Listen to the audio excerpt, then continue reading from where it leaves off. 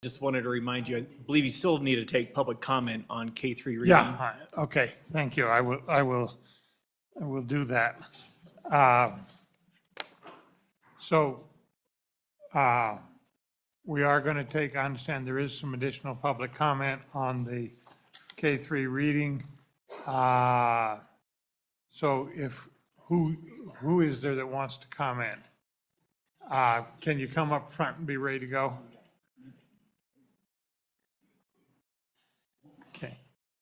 Okay, are we set on, okay. Introduce yourself and proceed. Chairman and members of the committee, my name is Megan Hesser. I am here as a always concerned parent of a couple of Wyoming students. You guys know our story pretty well at this point, I would say. So my husband sent an email the other evening and kind of more of an update to what he sent. We have managed to find a school this year. We very pointedly asked our district administration what school has an intervention program running at the elementary level. We were given the name of one school from this district, which was a little disappointing and a little shocking. But it turns out it's a fantastic school where the principal took the initiative to make his own path as far as an intervention program went. Because while we talk a lot about the K-3 literacy piece, and we talk a lot about the assessment, which is extremely important, it seems that the intervention piece has fallen to the wayside. And special education just isn't going to cut it for most of these kids. I don't know what the numbers are. I haven't looked, but I would have a hard time believing that most of our kids who go into special education with an IEP ever get off of it. I know the trajectory that my son was on, he would have been on that IEP through high school, I'm sure.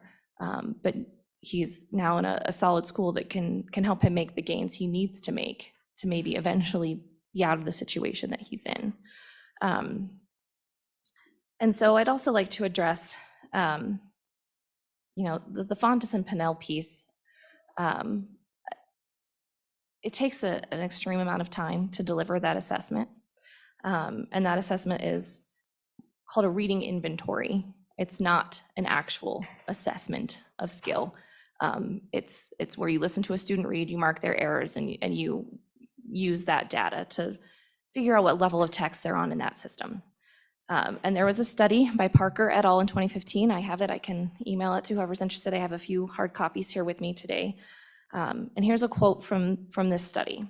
Practitioners who use reading inventory data for screening decisions will likely be about as accurate as if they flipped a coin whenever a new student entered their classroom. They compared oral reading fluency to the Fontes and Pinnell benchmark assessments. And what they found was that it was only accurate. Oral reading fluency is highly studied, extremely accurate.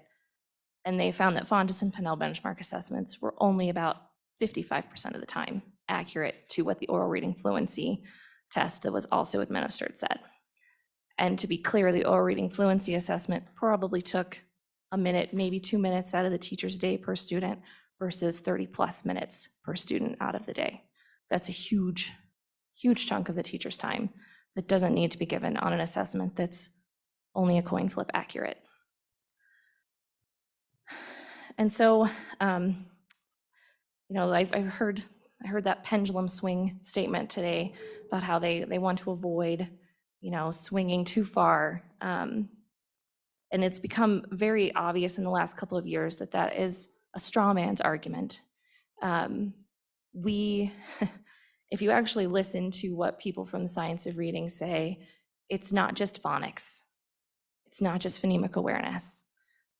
They include all 5 pillars from the National Reading Panel, which includes phonics, phonemic, but also includes vocabulary, fluency, and comprehension. They don't ignore those pieces, which is what balanced literacy proponents like to make you believe, that they only care about phonics. But that's not true. They support all 5 of those pillars, but it also supports other things that balanced literacy is also ignoring, like morphology, teaching students the smallest unit of meaning within a word, not just the smallest unit of sound within a word. For kids who are struggling to read, teaching them how to break down a word by its roots and suffixes and prefixes can be a huge boost to their reading fluency levels. It gives them another way to attack those larger multisyllabic words as they get older, and it attaches meaning for vocabulary. So not only if you learn a root, not only did you learn that root, but you also learned the basic meaning of however many other words use that root. That's a huge part of structured literacy and the science of reading that's not included in balanced literacy. And so for them to say it's a pendulum swing is, and that they ignore pieces, it's very frustrating to continue to hear that argument when if you actually know what structured literacy means and the science of reading means, you know that it also includes those other components that they like to say get ignored. And it's not drill and kill on phonics with worksheets. If that's how your teacher's doing it, then your teacher's not doing it right. It's another common phrase that's kind of crazy to me. And then, if the assessments that are chosen in the promulgating of the rules don't work for certain districts, if it hamstrings them, I would be truly shocked, because my guess is the time that those districts are spending having their teachers make their own classroom assessments, when there are valid, reliable, free ones out there, I'd be shocked if it didn't actually help their teachers gain a little bit more time to do some other important work within their classroom and within their planning hours. They're basically asking their teachers to reinvent the wheel inside a classroom when it's been invented by companies like Acadians and Dibbles, to name the two that are kind of the top in the field right now that are free. You may have to print them and score them yourselves, but they're free. If you need a phonemic awareness assessment, Hegarty, it's free, it's online. It's not like it's gonna cost $10 a student to run these assessments. That's just really not how it works. And then my last concern is really on the rules committee itself from the WDE. I have a lot of concerns with the very narrow definition of stakeholder that was used to form that committee, because there are parents and people who are outside the education system that have educated themselves and are knowledgeable in this area. And so I look forward to public comment when that comes around. I'll stand for any questions.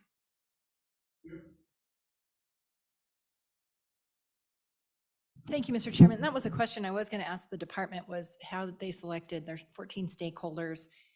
Did you reach out to the department and ask if you could be part of that stakeholder group, or just kind of give us some information about what happened there? I was kind of waiting to see if there'd be any information about it and like their emails and updates, and I never did see anything. And in the process of myself trying to finish my master's degree, I did not reach out to them, but it sounds like no one reached out to them, that they did all of the reaching out. So it's not like they don't know some of us are here. Okay, thank you very much. Appreciate it. Is there anybody else? Is there anybody else? Yes, ma'am. Mr. Chairman, committee members, my name is Gay Wilson, and I am here today testifying as a former teacher of 21 years in Laramie County School District Number 1. 11 of those years was in the classroom with 6th grade and 2nd graders, and the other 10 years I spent as a reading intervention specialist, working with kindergarten through 6th grade, especially focusing mostly on the kindergarten through 3rd grade. I just want to throw some food for thought out there with regard specifically just to the screener and the Fontes and Pinnell comments. I have done both. I did the screeners for 10 years, and I did the Fontes and Pinnell benchmark assessments for 6 years. And I did that in 6th or 2nd grade for 6 years. And I sometimes had a group of 23 students that I had to myself give that assessment to. It's not a screener. A screener is something that's short and quick and valid and reliable. And part of my concern with that assessment was that it was not always valid, in the fact that I would have some students in 2nd grade that would come and say, oh yeah, I remember this story from last year. They basically had the story memorized, taking away some of the validity of it. The frustration I had with that assessment was that I had given the screener before for 10 years, And I knew how quickly we could get the information to know which students needed further assessments and some diagnostic assessments to know exactly and specifically what skills that they were missing. And although I think there's a purpose for that assessment, the Fontes and Pinnell one, because you get to hear your students read. If you're highly trained in it, which most teachers are, you know what mistakes they're making, you know how to address those in your instruction. So it's more of a formative assessment that informs your instruction. The screener will pick up very quickly students who need further assessments to diagnose what specific skills that they're missing and that they need. And we can do that. This one of the schools I worked at where we had a really tight MTSS system like Sheridan does, and I wish they were here. I think they left because I wanted to give them huge kudos because the system they have in place up there, every school should have that. An MTSS system, multi-tiered systems of support, because that is key. If you want another key to the puzzle, that's one of the main keys, is to have a tight system like that to monitor those students and keep them moving through the process. But the frustration came in, we could do a school of 450 students in 2 days. We had a team of 5 people and we could do 450 kids in 2 days. I could tell you where every student was at within that 2 days as far as who was at risk and who needed further assessments. When I did the Fontes and Pinnell, it took me as a classroom teacher, because we didn't have a team in the school I was in, it was a very small school. It took me usually about 30 minutes, sometimes more. Sometimes less, because maybe I had a student who was at a second grader but wasn't even reading at a kindergarten level. And let me tell you how hard and frustrating it was for that student to try to read one of those little books. I would have to stop him, and let me tell you, when a second grader has to stop reading a kindergarten book, and trust me, they know that, it's not very good on their self-esteem. And so it would take me probably 2 to 3 weeks to give that assessment. So what I could have done, and probably with 23 kids, a couple hours, it took me 3 weeks because I had to give it myself. So therefore, I had to have my other students doing something else. I had to pull them out of PE or music or something else, or I had to give up my planning time to be able to give that assessment. So although I think there's some valuable information that you can gain from that assessment, and I love, it's good to hear your students read. When they do a screener, you get to hear them read as well. So the food for thought is, it's a great piece for triangulation of data, which I think is the best way to do data anyway. But every child deserves to be screened so that right away you know who those low children are, and you know you can get them the help they need quicker, because when they're below 20th percentile, every second counts. So I don't see not having people do that. I just see it as one piece of the data, but all children should be screened at the beginning of the year so you know right away who needs that extra help or who needs further assessment. So thank you.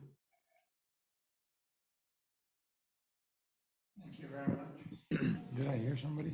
Mr. Chairman, no questions. I just wanted to say, if there's any question as to why I am so passionate about this, the past 2 public speakers are both from House District 9, and they have my ears at all times. So I do appreciate both of their enthusiasm and both of their knowledge and expertise in this area, because it's been tremendous to have them right alongside me. So I appreciate both of them. Thank you. Okay, and we appreciate you motivating him to help us. There's nothing like hearing from home. Yes, anybody else? Anybody else? Okay, committee, let's proceed now to statewide assessment content, performance standard, profile of graduate, starting out with the Wyoming Department of Education.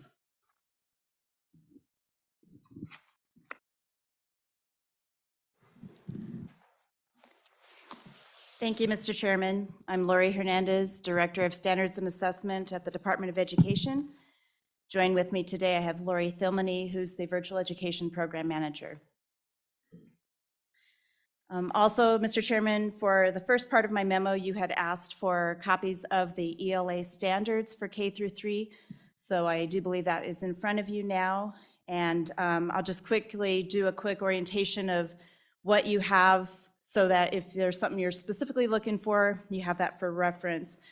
But our memo today is going to first talk about picking up and following up the discussion from the June 1st meeting around questions you had about the K through 3 standards and assessments, specifically to that statute 213401.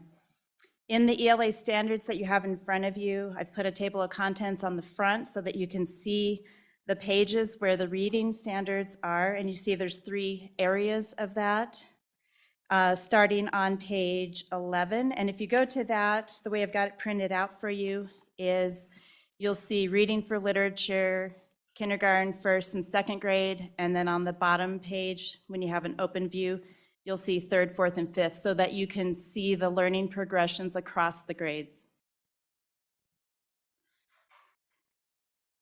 And then as you look at that first standard under key ideas and details, starting on page 11, you notice that it says with prompting and support, ask and answer questions about key details in a text. Then by 1st grade, they're able to do that same thing independently.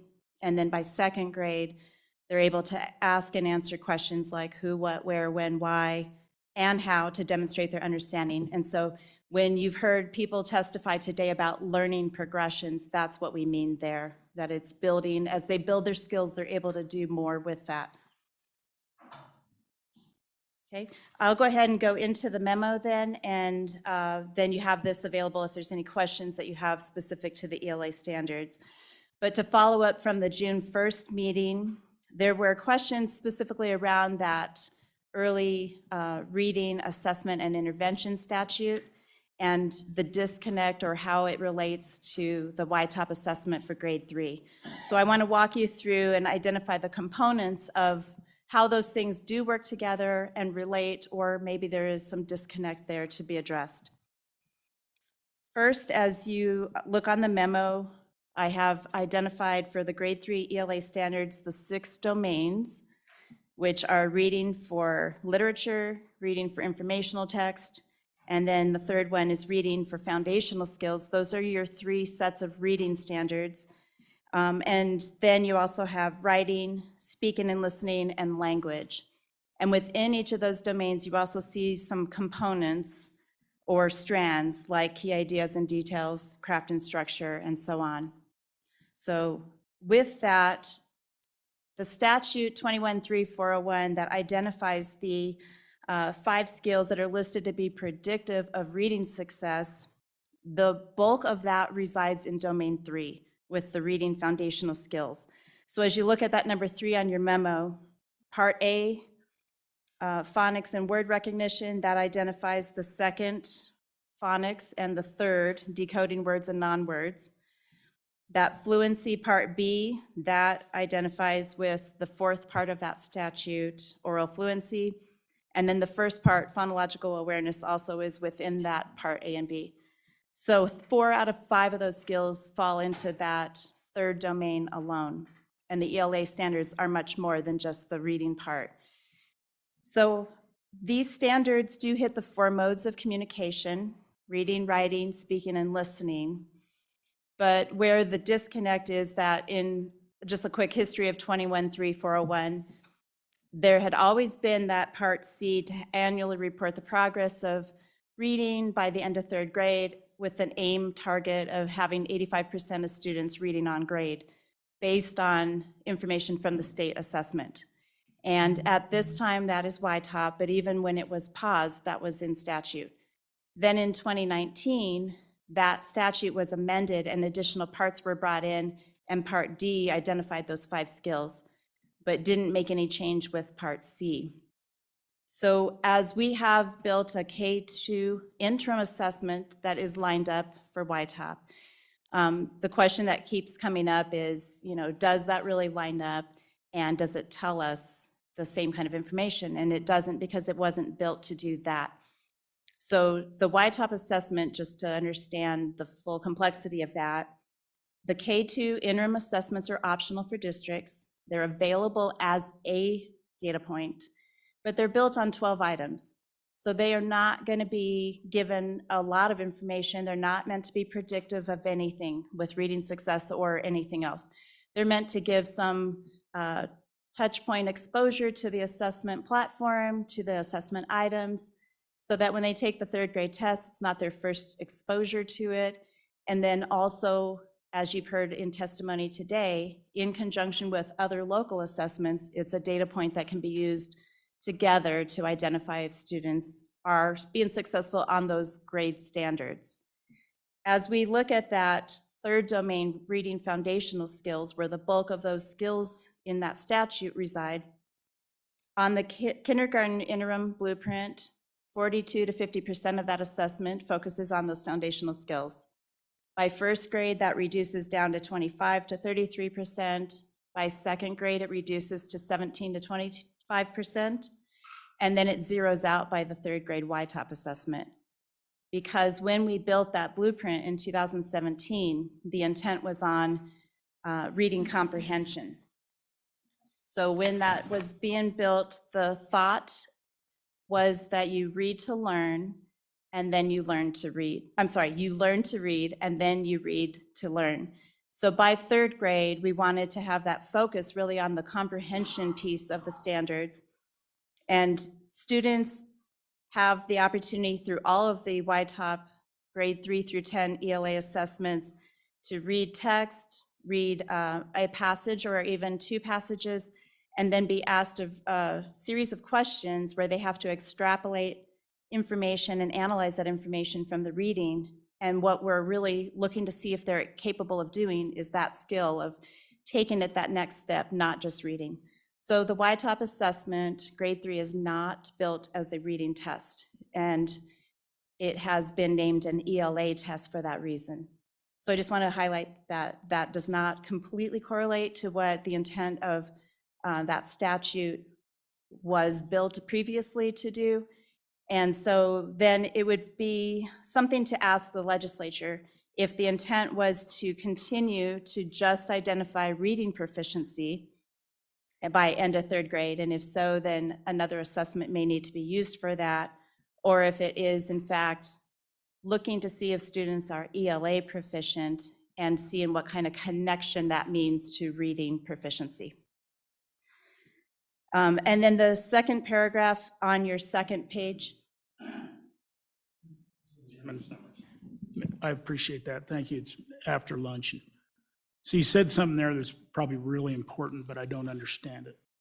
And that is, so the ELA, what this test is testing for is English language arts standards, right? So it's testing for a set of standards as opposed to testing for the ability to read. Is that correct? And how do those two things, you know, and I'm sure you went through that, but how do those two things differ? So the standards, right? So you're testing for some standards, one that would probably include reading, right? And it includes what else is in that, probably the bigger bucket, the ELA thing. Mr. Chairman and Representative Sommers, on the first page, those 6 domains are what are assessed in the grade 3 YTOP assessment, minus that third domain. So you do have reading for literature, reading for informational text, writing, speaking, or listening is assessed on that, and then language skills. So the full depth and breadth of that is assessed on the grade 3 YTOP assessment, but the focus is more about they'll read a text or 2 texts and they'll have to pull information out. It's not just regurgitation, it's extrapolation and analyzation of that information that they read to then answer a series of questions. So it's going to be beyond what was expected to be able to show that you can read. It's to take that skill and do something further with it. Correct. So just to follow up. So the one that's taken out, and you explained that, you taper out number 3 over time, you know, with the other assessments where it has less, but the reading, the foundational skills, and I explain exactly what that is. So is that, and you say in here phonics, word recognition, I mean, ultimately, that's reading in a way, word recognition. Phonics is is the precursor to that, but, yeah, just, and I was listening, but took me a while here. If you'll turn to the handout I gave you to page 15, that's where you'll see the foundational skills K through 5 start. Yes, correct. The burgundy colored one, that is correct. Okay, so that first skill that's in the statute, the phonological awareness, that is only found in that kindergarten standard number 2 on page 15. And then you can see the different sections of that foundational skill. First is print concepts. So do they recognize the basic features of print words? And then you've got the phonological awareness. And then page 16, you go on to phonics and word recognition and fluency. So as you look across those grade bands, you can see what those standards are asking students to be able to demonstrate. And as we built the assessment and the blueprint for that assessment, at that time, we said, okay, in K through 2, that's where the focus is on learning to read. So there's where they're going to really build this foundational piece. By 3rd grade, and especially when the test is at the end of the 3rd grade, toward the end of the year, they should have a solid foundation of reading. And so now let's see what they can do to show their comprehension of that, what they read. Follow up, Mr. Chairman. Mr. Chairman, thank you. And so in statute, and maybe you can repeat what the statute is, or staff can, that, you know, so many percentage are supposed to be able to be reading at 3rd grade level, right? Well, that's not what, that's not what we're assessing here, is their ability to read at 3rd grade level. We're assessing something different. So then, I'm just trying to work my way through this. So then if we want to retain our current statute, then we should test something else to assess that.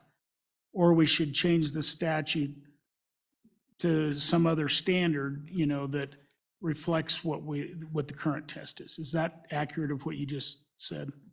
Mr. Chairman and Representative Sommers, at the June 1st meeting, Kevin Mitchell said something that was profound. And he said, just because it looks like 52% of students are proficient on grade 3 YTOP in a certain district, does not mean that only 52% can read, because that's not the only skills being assessed in that assessment. So yes, there is a misalignment, in my opinion, of what you're looking to do to say that the YTOP assessment is demonstrating whether or not 85% of students by end of grade 3 are reading proficient, because the assessment is really demonstrating if they're ELA proficient in all of those domains, not just reading. So, Mr. Chairman, just one more thread here. And so if we want to retain the statute and the standard, for example, or you can call it a standard, call it whatever you want, then it wouldn't be incumbent upon us to do anything else. You all, as the assessment specialists, would have to pick some assessment that would look at that, correct? I mean, if we have it in statute that we want that information, then ultimately, probably you all have to do that. Is that accurate or not accurate?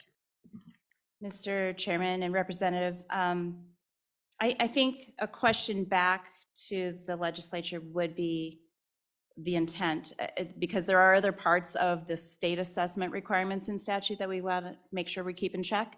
And there is a statute that says we limit state testing to less than 1% of all teaching time or class or student learning time. So we want to make sure, and there's no other requirement to add another test. So I want to make sure I'm understanding if the question is about us identifying another assessment or building another assessment versus lining up more so what districts are using for the K2 assessments and using something that they already are using that's going to give that longitudinal data across those years. Let me ask a question here. What what we're seeing is the YTOP is assessing some reading skills that go beyond just the foundational ability to read. Their ability to use that to extract some meaning from things. Am I right? Am I right in that it's essentially advanced beyond the stage of just the word recognition and that sort of thing? Yes, Mr. Chairman, it's focusing mainly on that fifth skill, reading comprehension. So it's focusing on the reading comprehension. You've got to be able to do the earlier skills to have the comprehension.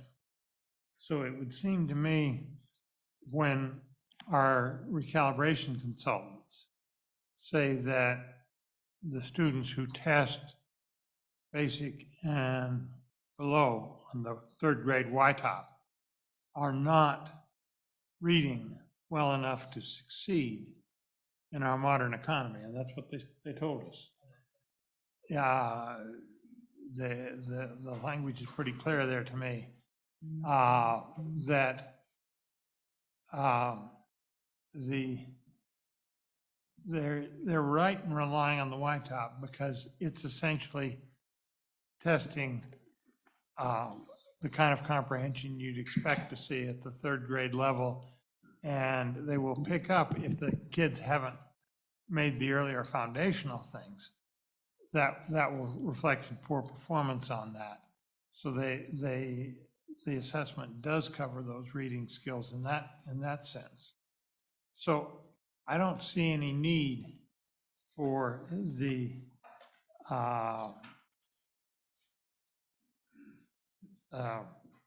doing a further assessment, and I think that the legislature, when we put a limit on the testing, we were concerned about the time that was being spent on it. And I will read a quote from the recalibration report. Says between 50.88, which is actually the fourth grade figure, and 45.2% of students perform only at the basic level or below in English language arts. These performance levels are not adequate for graduates to access the jobs in the higher skill, higher wage economy Wyoming is trying to build today. That's what they said, and frankly, I think that's the word of the professionals we've hired, and it makes some sense to me that the reliance they're putting on that. So I don't, frankly, and maybe there's something we need to talk about as a committee eventually, I don't see the need for any further assessment. I see the need of some stability so that we can have a benchmark we can use over time. Mr. Chairman, I would then say, then just the semantics of the language needs to be clarified, because we have heard several people say that they're being said, your results show that your students are not able to read, and that's not accurate. I haven't heard anybody say that except a few of the witnesses that I think are misquoting people. And what the assessment test is, they're not performing well enough to succeed in the modern economy. Okay, that's different from not being able to read at all. Now, you go into the ones that tested below basic, and I think you'll find some of them are not able to read at all virtually, but or can read very little. And frankly, I have seen some of your graduates try to work, and it's a problem. But don't confuse not being able to read adequately with not being able to read, and say that's not being able to read at all. That is a gross misrepresentation of the facts. And I have heard just a little of that, some of the testimony.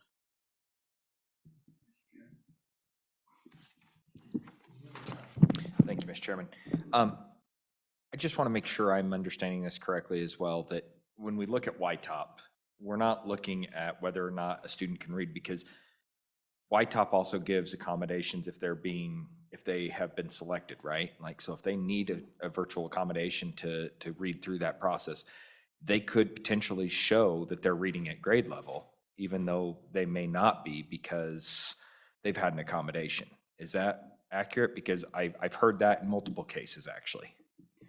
Mr. Chairman, Representative Brown, the allowables of accommodations on the ELA assessment are less than the math and science for the sole fact that we're trying to demonstrate reading ability.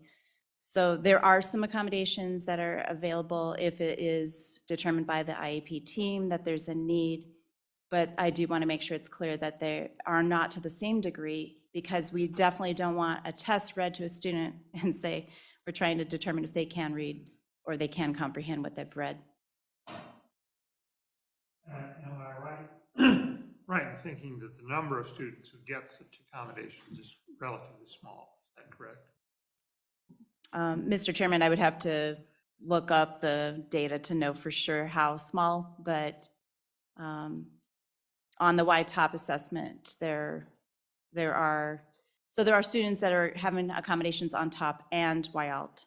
So I just want to make sure on YTOP and YALT, which is our alternate assessment. And so I just want to make sure and clarify, because you may have heard something previously about the students taking the alternate assessment, and that is limited to 1% of our student population.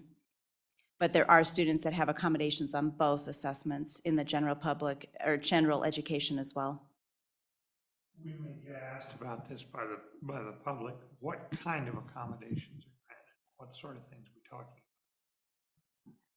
Some of the accommodations, Mr. Chairman, include being able to zoom it in for visually impaired.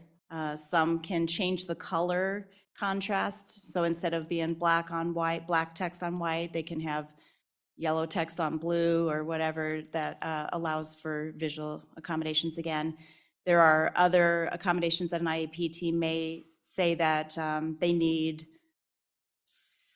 some additional information, not necessarily like a cheat sheet. I'm not meaning that, but they might need some information for math. I'm thinking about, to be able to do their multiplication, they might need a little chart to help them out. But for ELA specifically, they're typically more about what's making it visually accessible for the student. But there may be some scenarios where there's more extreme accommodations that are needed.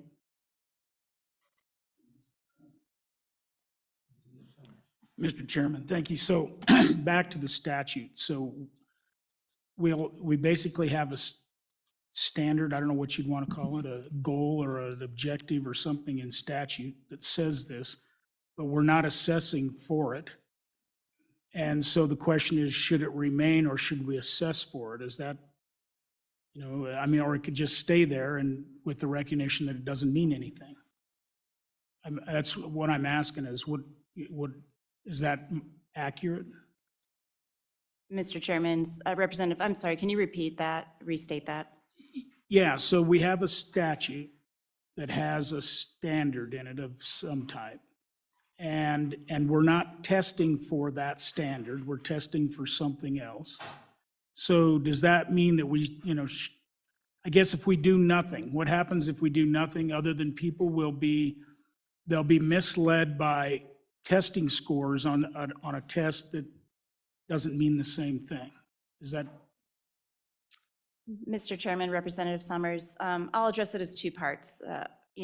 First, I do think with the assessment, the state assessment, we all need to remember it's a data point. It's one moment in time. And so we always say that in conjunction with local assessments helps teachers make the best informed decisions for instructional decisions that they need to make and for changes that they do to accommodate students and provide interventions and supports. And so if nothing was done to that statute, we would just continue doing what we do to communicate that. And I believe the intent of the committee had been to say, we want to make sure kids can read and be successful by the end of grade 3. So I think that still resides in that part C and shows that that's the end goal intention. But when those additional pieces were added in with the 5 skills for reading success, then it kind of shifted it away from just success by end of grade 3 on the standards to reading alone. And so as long as we know what the end goal is, we can go ahead and carry forward the communication of what that intent is in that whole section. What I had done previous to Part D being added was to say Part A is a screener and Part C is the assessment, and making sure everybody understood the difference between those two pieces. We would just continue to make sure everybody understands the full intent of it.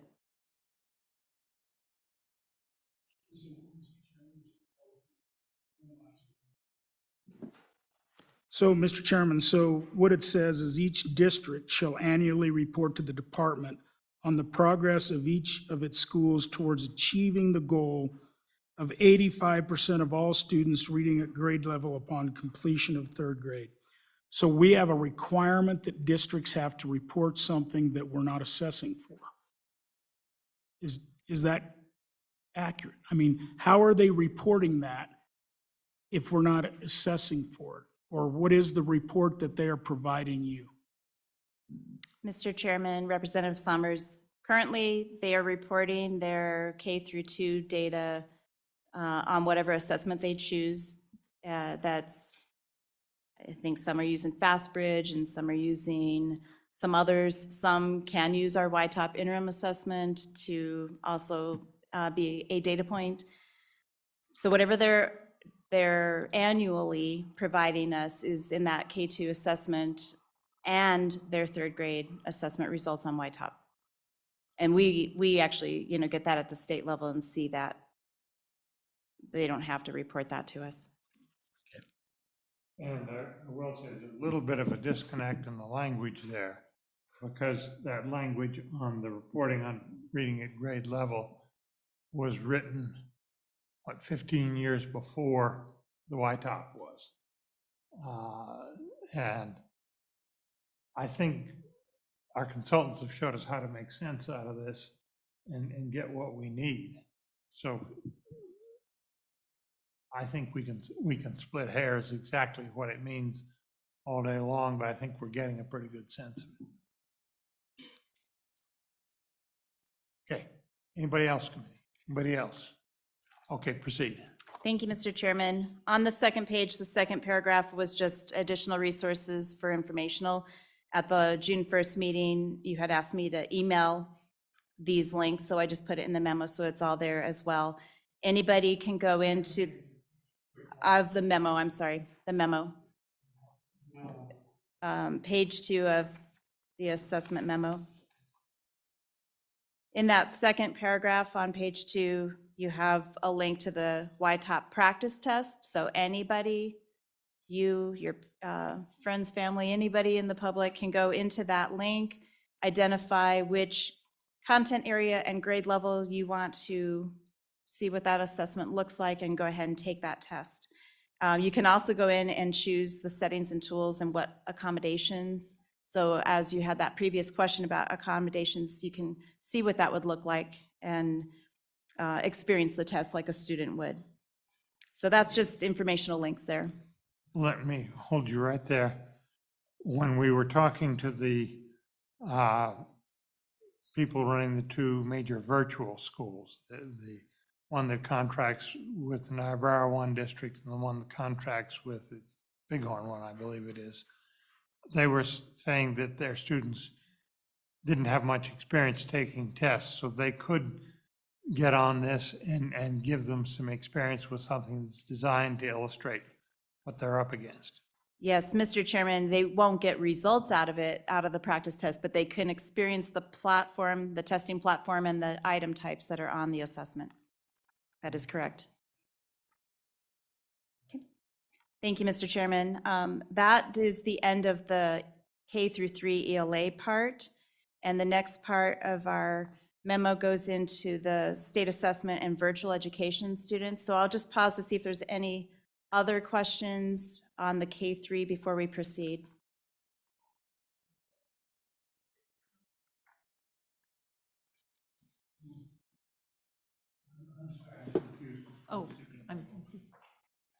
Thank you, Mr. Chairman. I have a question, and maybe it is more for the committee. As we worked through this last time, I guess my intent was that a third grader be able to read and comprehend, not just be able to read a series of words with no comprehension. So it seems to me that the YTOP assessment is what we would measure success of reading and comprehension. If we want children just to be able to spew out words without any comprehension, I don't think that was our goal. I think our goal was that these children can read, comprehend, answer questions about what they read, which is what I understand the YTOP assesses. So I'm a little confused as to if that was my intent. I don't know if that was anyone else's intent. But I think that the YTOP is assessing what we want those children to be able to do. Wouldn't you agree? Mr. Chairman, Representative Newsom, thank you. Yeah, I should have started out with more of a question of what is the intent of this statute and make sure that we're all clear on it. If that is the intent, then we can keep moving forward with the message that we've been giving and helping to counter the conversation that there's a disconnect there.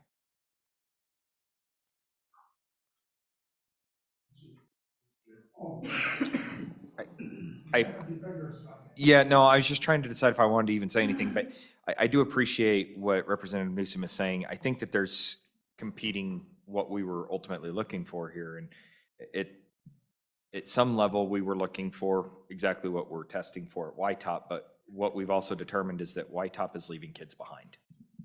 And we have kids that are scoring proficient with YTOP, but are dyslexic. And they're not being screened, and they're not being identified, and then they're falling behind because by the time they hit 4th, 5th, 6th grade, they're still not able to read and or comprehend the way that they should be because they were not screened, identified, assessed, and you know, quality education was not given to them to the point that they are now falling behind and they're in special ed as they go through these remedial classes. So I think we have 2 trains going at the same time. And I think what we have to understand is that fixing one is not going to fix both of them. They both have to have coal. They both have to have steam to run. And so while YTOP is giving us the correct information on whether or not they're comprehending what's going on, and it's the majority of those children, we also have to make sure we're taking care of those children that are being missed with the screening and reading disabilities and dyslexia and other things along those lines.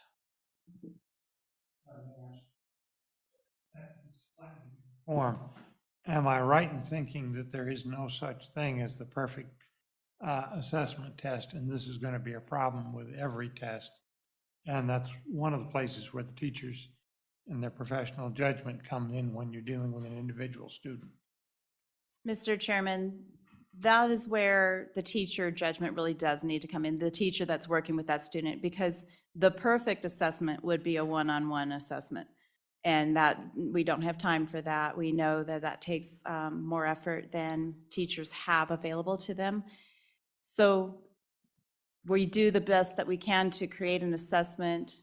We have now a computer adaptive assessment. So within a few items, it quickly starts to identify a student's performance ability, and then it hones in on questions that are more aligned to their performance ability. Previous to that, we always had to do similar to like a bell curve where you had a sprinkling of lower items, a bunch of middle of the road items, and then some high-end advanced level items. And then you had to do analytics to see where students really fell. But now our computer adaptive assessment hones in a little bit more quickly. So it does do the best that we can at this time, compared to having a one-on-one administration with a student and a teacher, and that teacher seeing exactly the capability of the student. Thank you, and I'm hesitant to chime in too, but I think this is the first time in my 6 years that I've been on this committee that we've actually looked at these and what they say. And I think the only piece that's missing for us that we need to be really mindful of is how this fits with the math standards and with the other standards.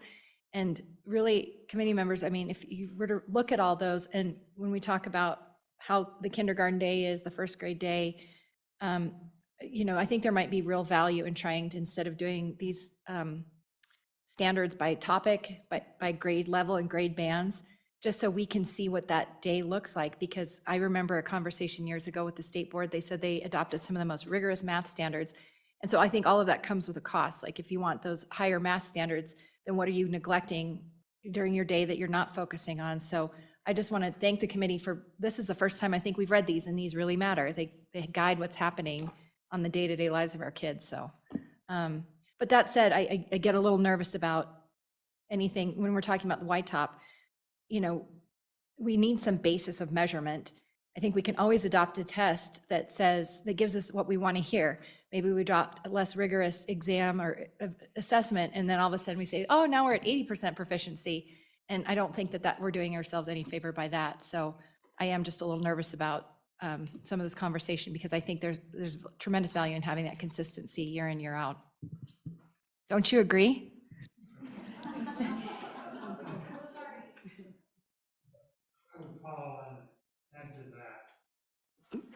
Having this that was passed out lunchtime, I think is going to be very useful.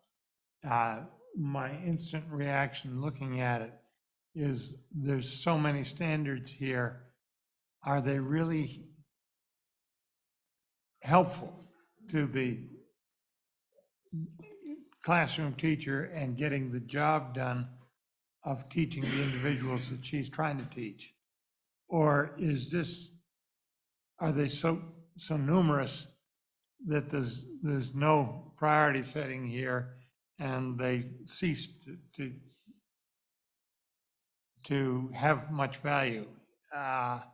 That's something I will say I'm unsettled in my mind about. I want to take this home, study it a bit, and get some further information.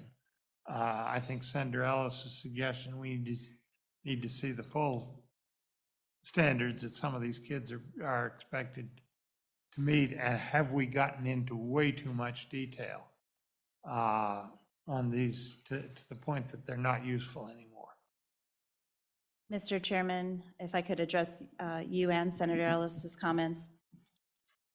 We did hear Senator Ellis before on that, and so we currently have our team working on producing the individual grade, especially for elementary, where they're doing a bigger focus. I had created a grade 2 version and a grade 4 version for the state board to look at back in end of 21. But that was when we were looking at a proposed set of standards, and so it wasn't anything to put out for public consumption because they weren't adopted yet. So we are working on that, putting that together, so elementary teachers would have, here's my first grade set of standards for all 10 content areas. And if you would like, I could get a couple of those printed to bring down to you before you leave today. Yes. Am I right in thinking from what you just said that at this point, the teachers haven't even seen many of these standards compiled that they're trying to deal with? No, Mr. Chairman. There were new versions created in 2021 for a few of the areas, and recently math and science were adopted with the new performance standards. You'll hear about that in my next memo. But some of the other areas didn't go through yet. So there are 10 adopted sets of standards out for the public and for teachers to use. But what I had created for the board included some of the newly proposed standards that had not been adopted yet. So I didn't want to put those out for everybody else to see until they were in a final stage. But we are currently creating that for the current set of standards that are in Chapter 10 rules as we speak.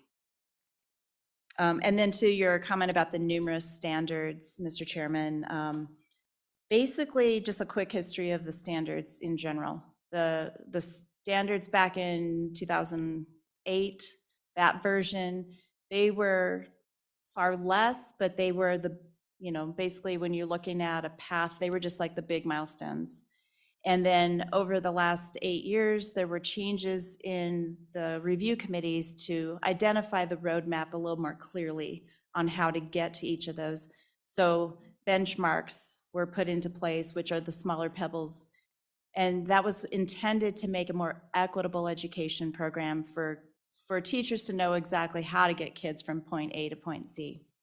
And then, so now we're kind of struggling with is that too much now? Do we need to pull it back again? And so we've been hearing that conversation, and we're working with the state board, and I will update you more on my next memo this afternoon on that.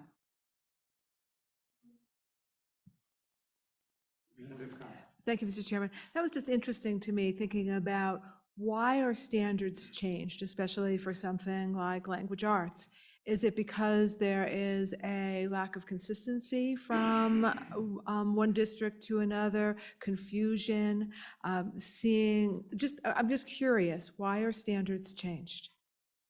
Mr. Chairman, Representative Connolly, a couple of different reasons, especially when you look at elementary. So an elementary teacher teaches all of the content areas, but that doesn't mean that they were fully trained in each of those content areas to the same degree as a math teacher in high school. And so the roadmap being built to be a little bit more clear of how to get from one point to the next, you can say, okay, you want to make sure your kids know how to do an equation. But if you don't know first on how to do multiplication, and you don't know how to do the fractions that might be in that, you have some holes missing there. And so the committees of the past have said, okay, we want to make it more clear of what those skill pieces are to make sure that students are successful across the board. And then, because part of our statute also is to make sure that students across Wyoming have the same experience, the same opportunity, and come out graduating with the same ability to be able to be economically and globally competitive and able to go in college or career.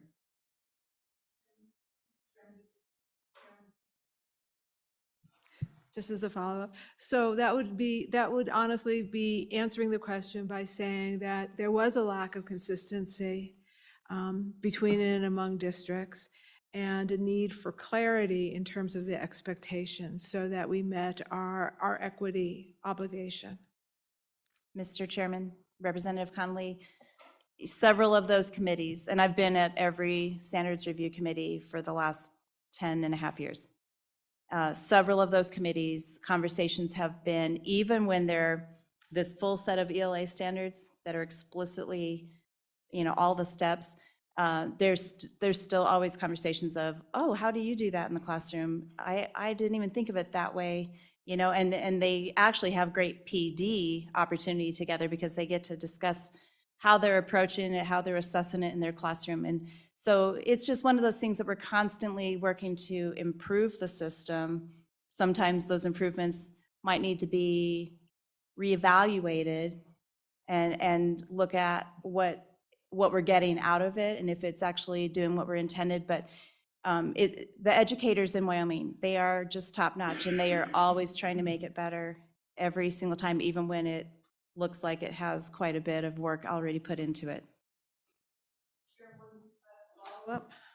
And it is, I remember years ago, and I think Senator Ellis alluded to it, that there was a decision to make the math standards more rigorous, just in general. I'm curious if, in general, rigor is an element of changes in standards, and if so, in what direction?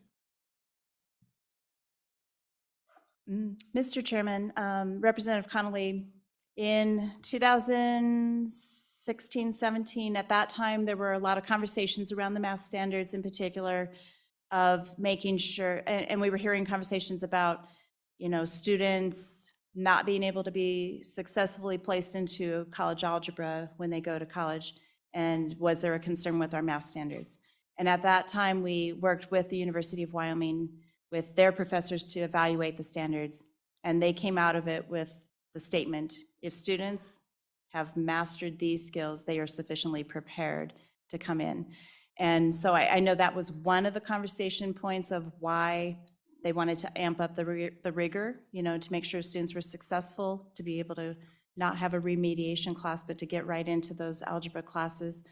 And again, like everybody just wants to always make sure we're doing the best that we can. And so I think the last iteration that was adopted in 2018 actually did pull some of those back a little bit, keeping the same rigor, but restating the language in it to make sure it was more clear of the expectation for educators. Because again, we found educators were still talking to each other saying, well, how are you doing that? What does that mean to you in your classroom?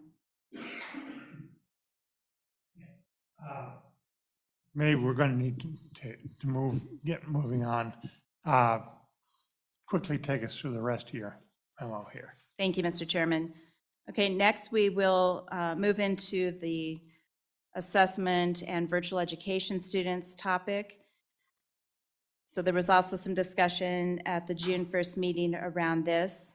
And our state assessment, our statewide assessment, like I said, is an online platform, and it's administered in person. And even for virtual education students, it must be administered in person. Given the time and effort that districts need to organize and deliver that test administration, we've offered a couple of short-term solutions that are being implemented as we speak, and then also a long-term solution is being presented in this memo. So I'm going to turn it over to Lori Thilmany, our virtual education program manager, to go over the first short-term solution. Mr. Chairman, members of the committee, I'll start with giving you a quick update on our virtual ed program since I last saw you on May 31.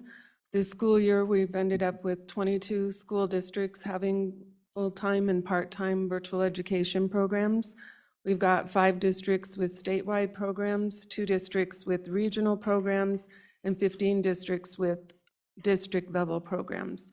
The focus of the district collaborations, which is the first part of our short-term solutions, are the statewide programs, the 5 statewide programs.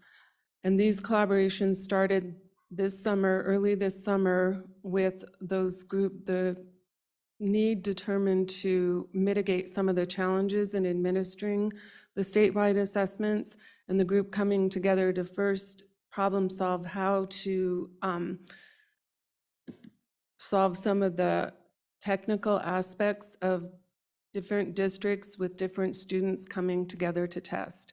There needed to be a solution for a staff member from District A administering assessment to a student from District B so that FERPA violations weren't a problem or any other sort of administrative problems. So with that first step resolved, then they could start the work of figuring out how to come together at different test locations and test as groups with different staff and different students. What previously has happened is that each of the program districts will arrange for their test locations around the state, 7 to 17 different sites, depending on the size of the program, and have all of that set up separately and individually for each district. So this could literally mean that you would have District A in Conference Room 1 with their students and District B in Conference Room 2 with their students testing on the same day at the same time. Now that they're able to collaborate and come together, half your staff could be somewhere else, meaning that you could increase the number of test sites and leverage your resources that way. By combining the students at those different sites, you're also allowing for the possibility of separating by grade levels better, which right now, if you're a district with students at point A that are 3rd grade and then 7th and 10th, that's the group of students that you have together testing at that site. And so the hope of these collaborations is that there will be more test sites available, more test dates available, and that separation by grade level. And then also the possibility of providing access to the interim assessments, which are optional and have to be delivered in person. The advantage of being able to provide that in-person interim assessment, especially at the lower grades, is bringing those students together to become familiar with that test environment, which looks very different than administering administering the test in a brick and mortar environment. It means that they can see what it's like to go to a community college conference room and be in a room with a group of students that they maybe haven't met ever before, virtually or otherwise, and teachers they may not have met before. And then be better prepared for the day of summative assessment where they do have to be in person for that testing. So those are the goals of the work group in terms of summative assessments and hopefully expanding to be able to administer more interim assessments. And then another collaboration possibility that's just been discussed but hasn't been fully explored is for the virtual ed program districts to enter agreements with resident districts so that students can go in, those full-time virtual ed students can go into their local school and test. And again, that technical aspect of District A administering assessments to District B will allow for those agreements. Having that resolved will allow for those types of agreements. And all of this work is at the discretion of the districts and on their shoulders. I mean, we're supporting and facilitating the work group, but they'll have to come together now and that they have their enrollments for the school year and determine where the students are located, where they'll set up their test sites and the dates, and whether or not they'll be rolling out the interim assessments. And with that, Mr. Chair, I'll stand for any questions about the district collaborations before we move on.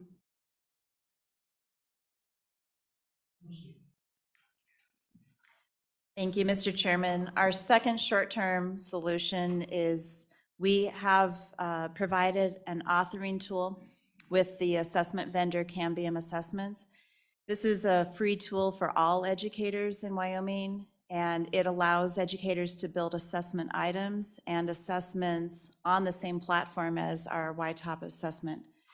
And so it is loaded up with the standards for Wyoming for all 10 content areas, as well as the 3 areas that alternate assessment items can be built using the Wyoming extended standards.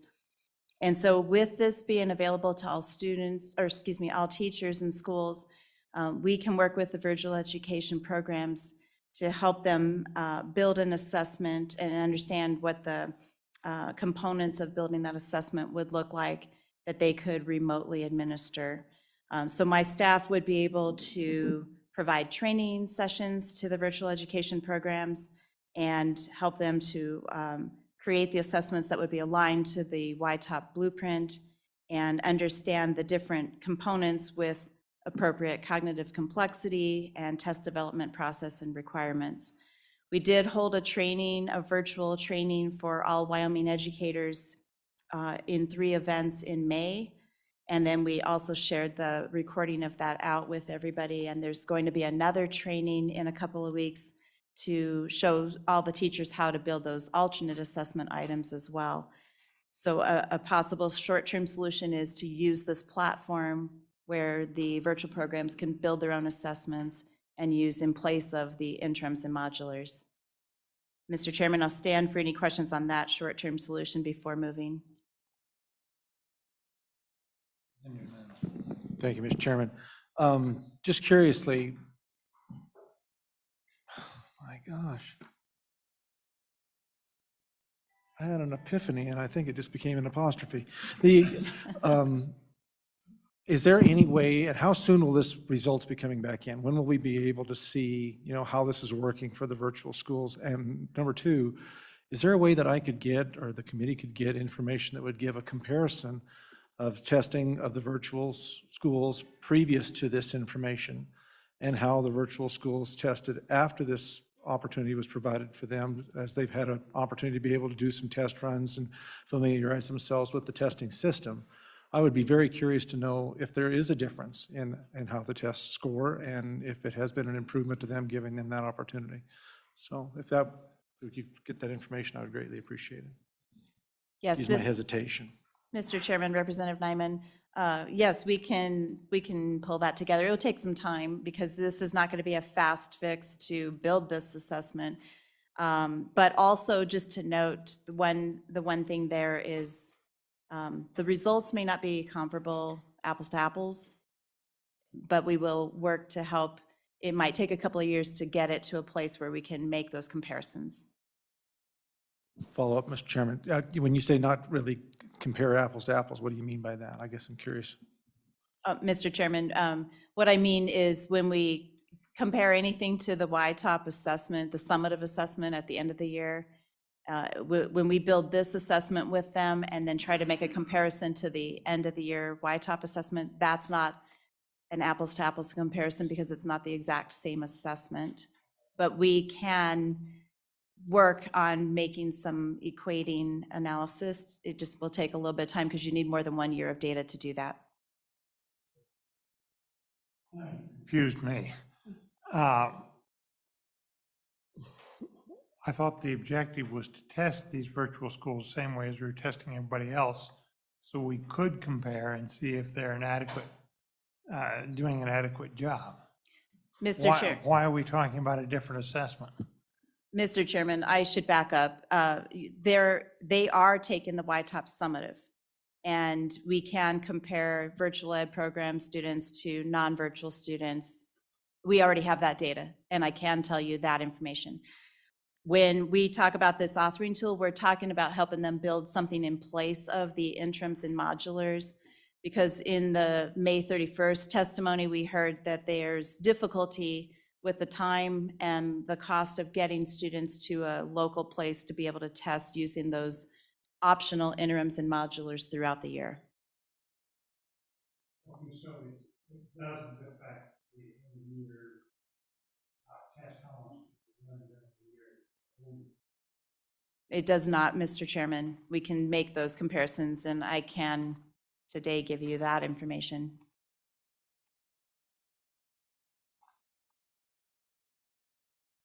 Okay, proceed.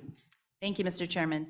The long-term potential solution is a little bit more tedious and takes more time and effort. But the other option would be to build an interim or modular bank for remote testing. And the cost of the authoring tool that I mentioned previously does cost the state about $271,000 to $550,000 a year, depending on the usage, because it's a tiered pricing. But again, that's available for all of Wyoming's teachers and student use for all 93,000 students plus. But this other long-term solution, if we were to build a separate bank that can be used for remote testing, that's estimated to cost about $862,000, would require additional funding, and would take about 3 years to build to be able to implement. So the rest of my memo there really just shows that building timeline and why it takes 3 years. And so the quick of it is it takes 6 months to develop items and the processes to put in place for it. It takes it takes 6 months to develop the process, and then it takes another 12 to 18 months to create and review items, to vet them and make sure that they're going to give us valid results. Then we have 4 to 6 months to prepare a field test, and then another 4 to 6 months to analyze the data and to determine if that data is valid and reliable information. There are many touch points in that 3-year process where educators would be brought in and would evaluate the items to make sure that the content is appropriate to the content and to the age level it's assessing, and that it's meeting that standard. And then they would, again, at the end, after field testing, look at the data to make sure that, again, those interpretations are valid and reliable. And so that takes 3 years in any assessment implementation. And then on the back of the memo is the breakout of those costs. And those bolded costs are the overall cost for each line item. And then the bulleted sections are the individual line items under it that total up to that cost on the top. Let me ask a question. That works out, say you have 200 of these students a year. I don't know how many we're actually getting remotely right now. It's maybe a little more than that. You're talking costs somewhere in the range of $4,000 a student to build it, and then those will have a significant operating cost. is that cost reasonable given the number of virtual students that we've got, or is it an impossible overkill that when we take it to appropriations, they'll say we got other things to spend the money on? Mr. Chairman, the short-term solutions, if acceptable, probably are more cost-effective, definitely more time-effective, and more immediate to giving them what they are asking for. And the per person, per student cost of this long-term solution is more significant. You're correct. Thank you, Mr. Chairman. I guess I'm just trying to understand, help me, what are we building that we need that we can't oblige with what's going on right now? I mean, what would we get for this? I mean, I see a breakdown here and everything, but what does that provide for that kind of a cost that you said that you can evidently make work right now with the system that we currently have? How would we benefit by going this route? Mr. Chairman, Representative Nyman, this was just in response to the testimony we've heard from Virtual Education Program that they don't have the same opportunity because they cannot take the optional interims and modular assessments remotely, because we want to hold everything constant, keep test security in check, and make sure the fidelity of the assessment is, the fidelity of the test administration and the validity of the test results are kept and held constant. So as they said that they don't have the same opportunity and that they have concern that their results are affected by it, these are offering solutions of trying to help mitigate that concern. Thank you, Mr. Chairman. I guess my understanding of that testimony was that they were struggling with being able to practice. You know, it wasn't that they needed a special place to test. I mean, wherever you was going to go test, and that was a part of the curriculum, you know, the dynamic that you would go there. The issue, according to what I understood, is that the struggle was, you know, we need our kids to be able to practice so that it's not like a dog looking in a new dish when they come up there and see this system for having to be tested when they've never been confronted with it before. So on your information here, these practice tests would alleviate that, correct? According to what I'm understanding here, and that would help them to be able to have familiarization with the testing prior to taking that test. Mr. Chairman, Representative Nyman, they do have access to that practice test. They've been made aware of that. We need to get moving, get out of here.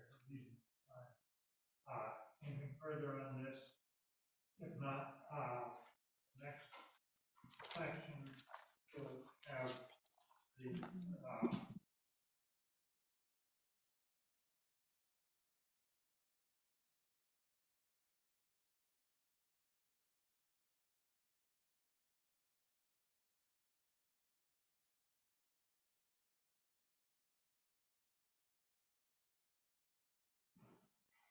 Okay, Mr. Chairman, I will go ahead and start with the WDE memo on this topic, and then the state board members will come up. Okay, last time we met, I did present on the means of communication and the public input collected during the standards review process. So that first paragraph is just informational background again, and does have a couple of links. I have a link to that memo from June 1st, also to the snapshot of the standards review process, and to our newly updated standards FAQ. Once a set of standards is adopted, per statute 212304 A Romanet 4, districts have up to 3 full school years to implement it into their curriculum, instruction, and assessment system. So now I will go into the implementation and adoption of our content and performance standards, and just give you a historical understanding of what's happened recently, and there's been some changes in our process here. The most recent changes to the process include the selection of performance standards. So when you have Wyoming content and performance standards, just to break that down, the content standards are what students are expected to know and be able to do, and that's the offering of opportunity for all. So it's part of the educational program that's offered to all students. And then the performance standards are identified to be the big areas that we want to make sure students really address. And what you heard earlier in testimony was shared into prioritized standards. And so the board has asked that we look at these performance standards like the state prioritization. This all came in play after the 10th content area computer science standards were created. And there was some concern about prioritization that was happening, and AG's opinion was asked for by the board. Following the opinion and the addendum, it was determined that the way districts are currently prioritizing their own standards individually created an equity concern and problem because there wasn't that consistency across the state of what students were learning or being expected to do. And with that, the board asked us to work with them and create a stakeholder engagement task force to identify the definitions of performance standards and what that's going to look like. And in June of 2020, educators were reconvened for the computer science standards to create those performance expectations. What they did was there were already PLDs or performance level descriptors for each content standard in that area. They looked at those and said, okay, what are the big things we really want to make sure our students are able to do, and prioritized it down to a smaller subset. Those computer science performance standards were the first set of the 10 content areas that have this newly defined performance standards, and that was adopted in April of 2021. And recently following that was math and science performance standards. So before this work with the newly defining of performance standards, previously all of the PLDs were the performance standards. So in this ELA version that you were looking at earlier, every one of those content standards have the performance level descriptors, and those are in our Chapter 10 rules as the performance standards. So that is a lot right now. These new ones have greatly reduced that load, and I'm going to go through that with information on the second page. The performance standards that were recently done for those 3 content areas have narrowed it down to 4 to 6 performance standards per grade level. And again, the intent of that is that's where districts are asked and teachers are asked to put their big focus to make sure students really have every opportunity to show mastery and demonstrate their proficiency on those areas. So districts and educators are expected to provide extra targeted supports in those areas and give students multiple opportunities to be able to become proficient in those areas. In the middle of page 2 of the memo, you can see what this reduction has done for math and science. In that first bullet, the math performance standards in 2021, there were 386 performance standards in K through 12. Now there's 106, which is a reduction of 280 standards or 73% reduction. For science, in 2021, there were 221 performance standards in the K-12 standards. Now there's 73, that's a reduction of 148 or 67% reduction. So there's the effort that's been made recently by the board to narrow the focus down and reduce the load. There's still the expectation that all content standards are offered, and students recognizing that students, depending on the courses they're in and what they're taking, are going to have opportunities to learn, and the focus of the education field is to make sure that the ones that are tagged with performance standards, students through the district assessment system are able to demonstrate their proficiency. The performance standards had also been identified for 3 other content areas, and this is what I was referencing earlier of what I had created, that grade 2 set of standards. So there were PE, health, and fine and performing arts standards also presented to the board at their November and December meeting for the Chapter 10 rules packet. And at that time, they put those on hold, those 3 on hold, while they evaluated the process and looked at potential additions to the process. So Those are the links to the most recent version that went out for public input to see what that looked like. As those discussions continued, there may be some additional reconvening of those committees to identify or revisit an area. And I think those are things that are going to be discussed at the next state board meeting. The SBE, the state board, has also since taken efforts to evaluate the process, and they're created a curriculum directors advisory committee that's going to be tasked with reviewing the standards and making recommendations to the board. So that is an added part to the process that will have another group vet it and look through it and see if there's any concerns from that curriculum directors level. They've already started their review work, and they're slated to meet in early October to evaluate the PE and the health standards. And I know that the board is also going to, Chairman Furman and Diana Clapp are going to be coming up and giving some further information on that. So I'll just finish up with the recommendations that the WDE has for any modifications to the Common Core of Knowledge. And I have a very simple one here. Often over the last 10 or so years, I've been asked why this doesn't match up to the content areas that we have standards in. And so if we wanted to do that, it would be a very simple deletion of H, which is humanities, recognizing that those humanities areas are already embedded in ELA, fine and performing arts, world language, and social studies standards. So it's not like they'd be lost. It's just they're not a separate set of standards. And then part N could be folded up into B because that is embedded in the social studies standards. And part N is government and civics, including state and federal constitutions pursuant to 21-9-102. Mr. Chairman, at this time, I'll go ahead and stop for any questions.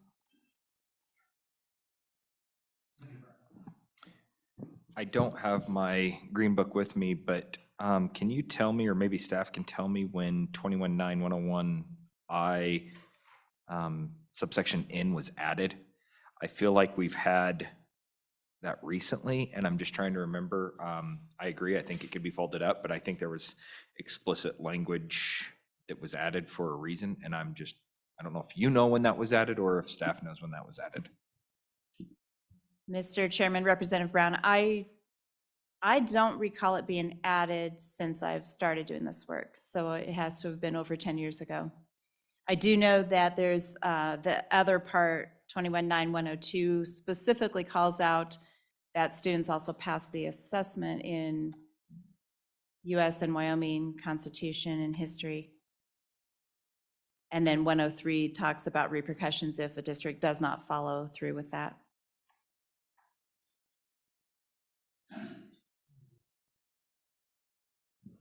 Mr. Chairman, thank you. So humanities includes history, but I don't see where history is included in the others. History, Mr. Chairman, and Representative Summers is in the social studies standards. History is one of the standards in the social studies content area. Okay. Committee, looking at this, basically, it looks to me like this suggested amendment doesn't really do anything. That it's all covered in what's in the existing statute. And yes, this is a cleanup, but I don't think it's something worth pursuing at this time. And my attitude is, and can be corrected by the committee, that once the elections are all over, if the new superintendent tells us important, that's different. But absent that, I don't see any point in getting a bill drafted at this point in a committee bill. We've got plenty of them. Okay. Anything else? Anything else? Let's hear from the others. We need to get moving. Thank you, Mr. Chairman.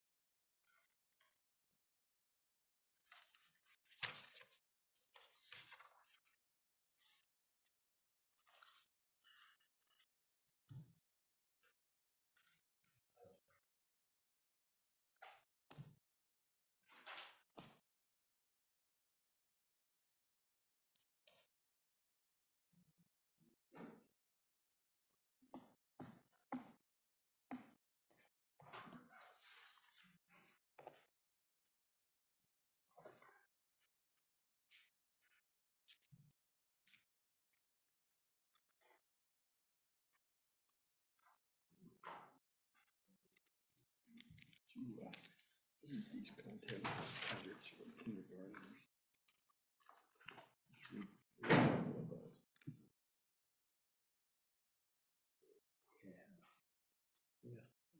think we'll, yeah, I do too. That's why I wanted to get this. We also have a problem with the way they're tested. All right. Yeah.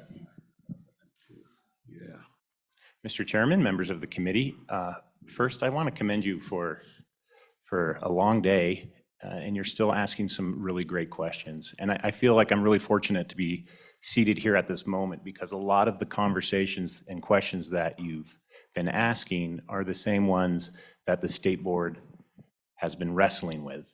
And I think our work and our initiatives going forward have some real opportunities to make a big impact in improving the system. Somewhere I read that every system is perfectly designed to get the results that it gets. And that is our education system. It is doing a great job of getting the exact same results that we all see. Knowing that if we want a better system, we need to change, or we want better results, excuse me, we need to address the system. The state board has been really involved in two initiatives, Profile of a Graduate and our work with standards. And so that's what our presentation today is going to be on. First up, I'd like to just share our mission and values from the State Board of Education because it has driven our work. Our mission is to provide bold leadership that is student-centered and accountable to students and the people of Wyoming. And our values that we identified as a board is we will be ethical and do our work with curiosity, creativity, honest dialogue, collaboration, and integrity. It is those values that we are bringing to the work of improving the state system for the benefit of Wyoming. State statute charges the board to ensure that educational programs offered by public schools in accordance with these standards provide students an opportunity to acquire sufficient knowledge and skills to, at minimum, enter the University of Wyoming and Wyoming community colleges, to prepare students for the job market or post-secondary vocational and technical training, and to achieve the general purpose of education that equips students for their roles as a citizen and participant in the political system, and to have the opportunity to compete both intellectually and economically in society. That is the charge of the state board. It is a heavy charge and one that we work really, really hard to do a good job at. So one of the issues, and that should change to this slide, is the role of standards in how it drives kind of the entire system. I think it's really fortunate that today you guys got handed the English language standards, and that question, are third graders able to read? Does the Y-top show that? Well, it shows a certain level for sure. It shows their comprehension, definitely, but the way the system is designed is it's not asking questions about their most basic reading competencies. That's happening in our classrooms with our screeners and our different tests. You can go ask any third grade teacher and they will tell you who is reading at grade level and who is not. The Y-top is not designed to answer that question. If you dig into your standards, and I hope you do, the reading standards, here's just one, I'm randomly picking one. Compare and contrast themes, settings, and plots of stories written by the same author about the same or similar characters. That's well beyond basic reading comprehension, and it should be. We should have high, robust standards, and that's the whole reason we have them. The rigorous standards is because under No Child Left Behind, states were gaming the system by dumbing down their standards, announcing that everyone was proficient and patting themselves on the back. These standards are the byproduct of the states coming together and collectively saying, let's pass rigorous standards. So we did, but then we get confusion because then people don't understand that these standards, our third grade Y-top is assessing how well are they doing on these standards. So these standards are what is handed to our test company, who then generates the questions that is then asked of our third graders. And just a sidebar, because I get to sit in front of you, to sit and take that test as a third grader. In second grade, they have 12 questions. It takes about 40 minutes. This is from the department's percentages. As a third grader, to complete reading and writing, it's, oh, I can't look now. I've covered my screen with my PowerPoint. For 95% of students to finish, it's over 4 hours. That's the level of testing that we're doing for third graders to demonstrate their proficiency on ELA standards, just so we're aware. So that is beyond reading comprehension. At a certain point, you are testing stamina, grit, and determination as well. So our work then, recognizing how much standards drive the system, is to come up with a better system for arriving at our standards. Here are the efforts that we're under to address this concept of load that we have heard time and time again from people such as Christy Gariffa today, talking about there's so many standards, we have to do all of this stuff to prioritize. And just so you know, that was the district I kind of earned my stripes in, so I was marinated in that approach, and that was the approach that guided me on the state board as I did my work around the adoption of the computer science standards. Knowing the benefit of prioritization within my local district, why can't we bring that same logic to the state system at the state level? And so you'll see point one, we have been working to prioritize standards at the local and the state level.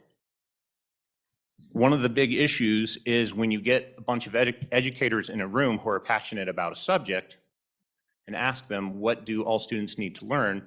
They produce rigorous standards, or in the case of the English language standards, they approve standards that were a national set of standards. So one of the things that we need to do as a state board is become clearer in our guidance to our standards committees. So as they do the work, they start to understand how their separate siloed work within the standards is helpful across the whole set of standards, how it combines and connects together. And then additionally, number three, the committee of state board members, we have a subcommittee working on tackling this process with some bigger ideas. And one of the, I think the most basic one is when you have specialists specializing in trees to produce standards, who's in charge of kind of the look of the forest? And the answer is we need the Christy Gariffas, our curriculum directors around the state, who are in charge of all of the standards and their implementation within their district, to have a seat at that standards process. So they can say, these are great standards, now let's talk about how they fit into the cohesive whole. So that is idea number three.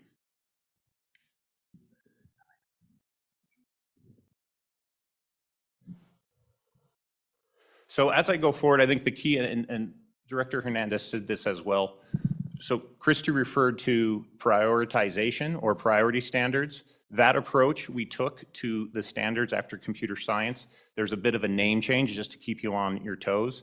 So when you look at standards, the performance standards are the prioritized standards that are done at the state level, just to keep things clear. So here's, for instance, these are grades 3 and 5 physical education standards. These are still in draft form. They haven't been fully approved.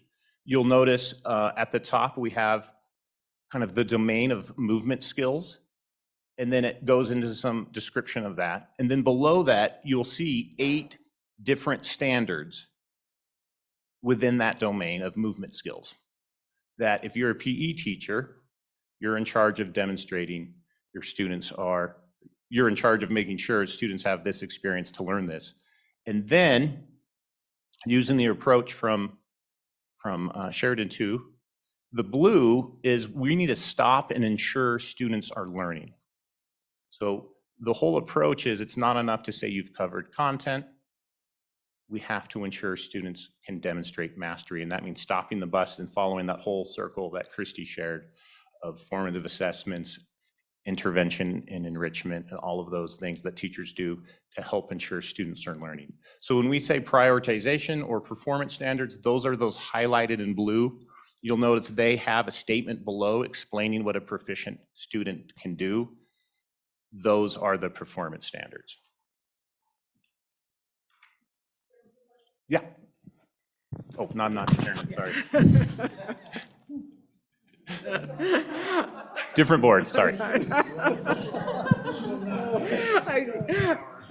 It's a late hour, and I was just going to say, I'm looking at this, and my goodness, I'd fail this as a teacher. I don't even understand what some of these concepts are, or what is identifying a critical element of a fundamental manipulative skill, and then explaining foundational tactics and principles of movement. Would a teacher then be given a manual about what those things mean? Or is that in fact part of the expertise of a teacher, is that a teacher understands, an elementary school gym teacher understands that this is what they're to be doing, not like I thought, you will learn to play badminton or dodgeball or something like that. Instead, it's these things. Mr. And Chairman, that's what it means to be a skilled teacher. with your permission, I'd like to answer that. So that's exactly it, right? If you're a great coach for your son's flag football team, doesn't mean you're ready to be a PE teacher. So this is the quality and the professionalism that we ask out of our educators, to be able to take this document, break it down. But that goes to Christy's point, is that's best done within a professional learning community as a collaboration of teachers, bringing their expertise and their knowledge Got it. to making this reality. Thank you. Be warned, we've got a member who's not here today, but is a PE teacher and a coach. We could get some real professional opinion on these things. So this slide's important because the work that Director Hernandez spoke to is we have provided clarity and focus with our prioritizations by identifying performance standards. And she referenced that work has been completed in mathematics. So in this document, you'll see just a list by their abbreviations of all of the math standards for 3rd, 5th, and 7th grade. In red, that I've now highlighted, those are the standards that have been identified at the state level for prioritization by identifying them as the performance standards, which just means there's a description of what it means to be proficient. These are the ones that we want districts to slow down and ensure students have multiple attempts to learn these standards. This is good. This allows teachers to go deeper, for students to learn deeper, and to get them ready for life, career, and community. However, here's the wrinkle and the wrestle. Here's the system and its perfect design for the results it gets. The blue column are what in tested subjects, which is English and math and science in certain grades, what has to be tested on the Y-top. So you'll see we've prioritized at the district level, but then because of guidance that if it's a standard, we have to test the depth and breadth of all of the standards, it now goes right back into being really, really important, because it's now going to be how your school and you as a teacher is identified of being quality or not. This is really the challenge that we're faced with. We can prioritize at the district level, but when it comes to accountability, we then have to test everything again. So in fact, schools still have to do cover things. And to Senator Ellis's point, if I were to put up the English language standards, narrative writing, which I would argue is not even creative writing, it's a subset, is not a tested standard. And as a result, it might be offered, but it's not dived deep into like all the other standards. So your students are not writing as much creative writing. You can look at your standards to see what their focus of writing on is. It's writing opinion and informative text, which is good, but it comes at the cost because of the test of having students maybe enjoy their writing a little more because they're telling a story about their life. All right, so now profile of graduate, we're going to bring that in, even though I'm going to give an update later. We heard from everyone that Yes. So, Mr. Chairman, and I thought maybe you were going to get to it, but there's too many standards, and teachers can't do all this. And so what's the answer? So what you're getting there. Good. I think I'm slide away if I double check. So what we heard essentially is just that. This isn't what we want. We want our kids to be career ready and college ready. We want them to be happy and healthy adults. Making sure that they are prepared for the YTOP is but a piece of that. And there's so much more that we want our schools and our communities to do. And I want to make sure I emphasize that as when I get to the profile, it can't just be things that educators add to their plate. It has to be something that as a state we can start to get behind as nonprofits and business and just general Wyomingites. We want to be able to apply and transfer learning beyond the classroom. You saw that with our skills presenters and our students. When they do that, wow. We want them to have varied learning experiences and have less traditional forms of testing. We need time and flexibility for innovation. And when everything's stuffed to the gills, that's a little hard. And through the profile, we heard of 7 competencies, not to be confused with competency-based assessments, but key themes that we heard again and again and again, and those will play an important part in the future. I'm gonna check with Dr. Clapp, make sure I haven't missed a good point. Okay. So these 7 competencies are what we heard through all of the various listening sessions. And I'll just point out, this was derived from our listening sessions through our work with our design team. So those stakeholders went through all of the comments we'd heard and pulled out these 7 key competencies derived from the profile. Master, apply, and transfer foundational knowledge and skills. Think critically and creatively to solve complex problems. We have a few of those.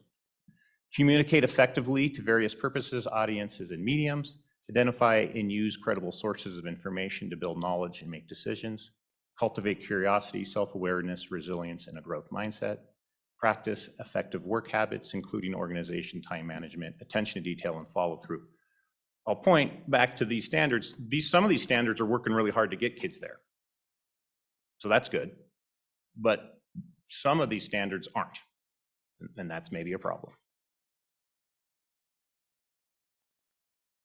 So I'm gonna come back to this one. This is your slide. So we were asked to provide some recommendations, and I have kind of some low-hanging fruit ones that I'd like to share with you.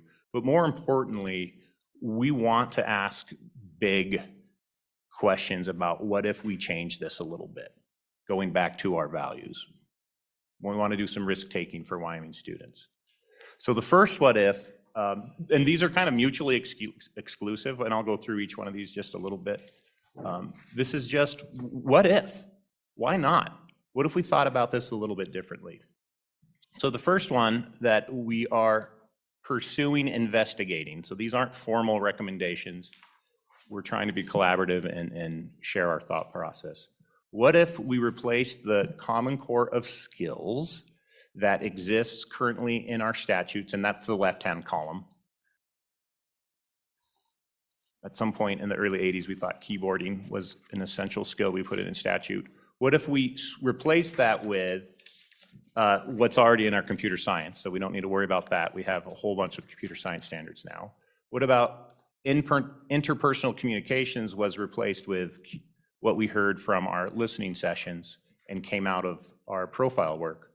Replaced interpersonal communications with communicates effectively to various purposes, audiences, and mediums. And I'll not read the entire slide to you. So that's the first what if. So we started to embed what we heard from our profile into our skills and statutes to start to have that be a driving force going forward. But I don't honestly think that's enough, just to reword some skills. So the other thing we've been tasked with is identifying graduation standards. So what if we made those competencies that we heard from our stakeholders, what if we said those were our graduation standards? What if we had our schools, let's go back so this list is easier to see, and our standards work towards ensuring that our graduates had that list of 7 skills, or competencies, excuse me. What if that was our North Star? That we aligned all of this work going all the way back to K-3 early literacy, but it was working towards making sure we had career and community-ready graduates. So again, we're just going through what ifs. That's one. We could turn these into graduation standards, wrestle with the implications of that. There's a lot there. And we could go into the weeds. I don't know exactly how that might happen right now, but I think it might be worth an investigation to pursue it. Committee, any questions? Okay, go ahead. Let me then raise a couple of things for you to think about. The what ifs that are just changing the language around. I don't think that gets very far. I think you understand that. The graduation standard is a little more complicated because we have in the society a number of institutions that are using, if you are a high school graduate, we are interested in you in all. So a kid that doesn't graduate because of high graduation standards is being locked out of a number of careers, and I'll just cite the military as one of them, that are not built on, they're built on the current graduation requirements. And my judgment is that if you get a standard that's going to turn down more than somewhere between 1.25% of the students, you will cause enough trouble for the people that elect us that that standard will not stand, simply because of the way other institutions that we can't control use that high school graduation. It does mean the kid has shown a certain degree of persistence, a certain degree of reliability of coming to school. Unfortunately, it doesn't mean they've learned what we'd like them to learn. I think we need to get at that with some other ways. But using a graduation standard is up against the societal problems that it will create with a society that is used to a lower graduation standard and is accommodated to that. So that's something I think we're going to have to think about pretty hard there. Absolutely. I do think the current system, though, is, I don't know if the numbers off the top of my head, is producing so many graduates and so many dropouts. So one of the what ifs here is, what if we talk about creativity and you need to demonstrate it, and that doesn't mean that you're locked into getting ready for college if your creative skill is with a metal and a plasma cutter. So what if we could find a way that our high schools could honor the passions and interests of students so that they could demonstrate that they are ready for that next step? What if we took our student technical organizations, and besides just having them participate in club activities, which is great, my daughter was in Schools USA, how can we honor that and that work and that effort within the other system so that they're earning credit and showing they're demonstrating they're ready?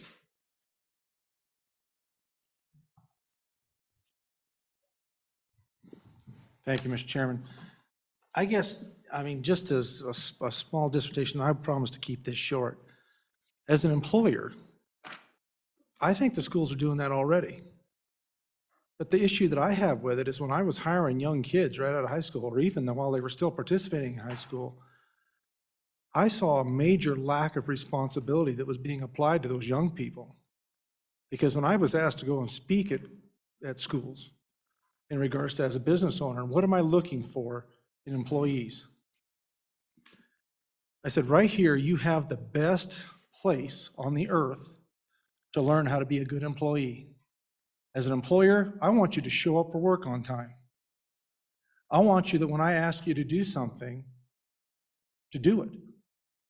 And you're getting that training right now. When this teacher asks you to hand in an assignment on time, and you make up 150 different excuses why you don't have to do it, and you still get passed even though you don't do it, that's not real when they get out of that building and they get outside. They have the opportunity right now if they will take advantage of it.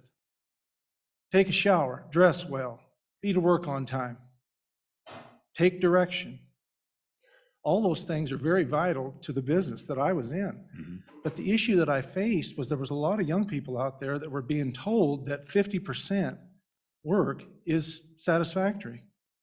The reality of it is when I'm having some young person, let's say, fix a tire, because I had a shop there where we did agricultural work and we repaired tires.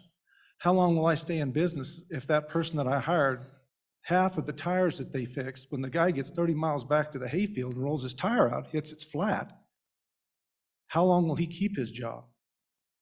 I will put him on an outplacement. I will go in a different direction. I will not pick up his option because he's been used to being able to do substandard work. And then they dump him on me, and then I'm supposed to make that work as a business person. So my admonition to them is take advantage of the school.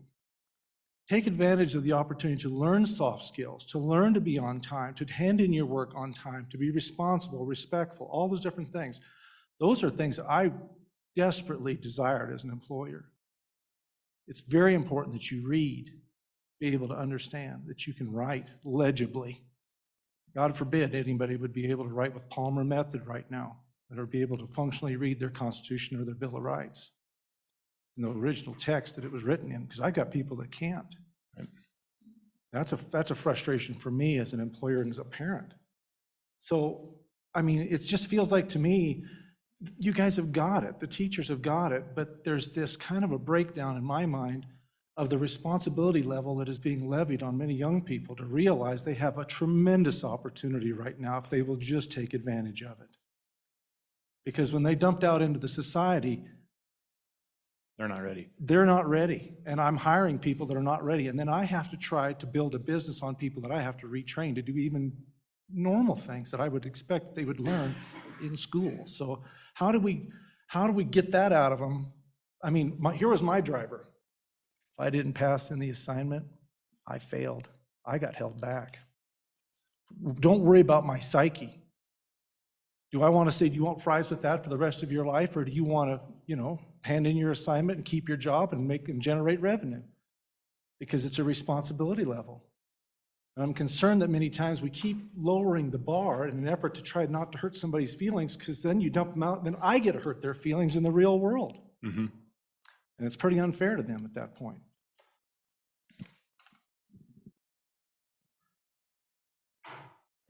Thank you, Mr. Chairman, and I agreed with 95%. Except for the fries part, probably. Nice, I love fries.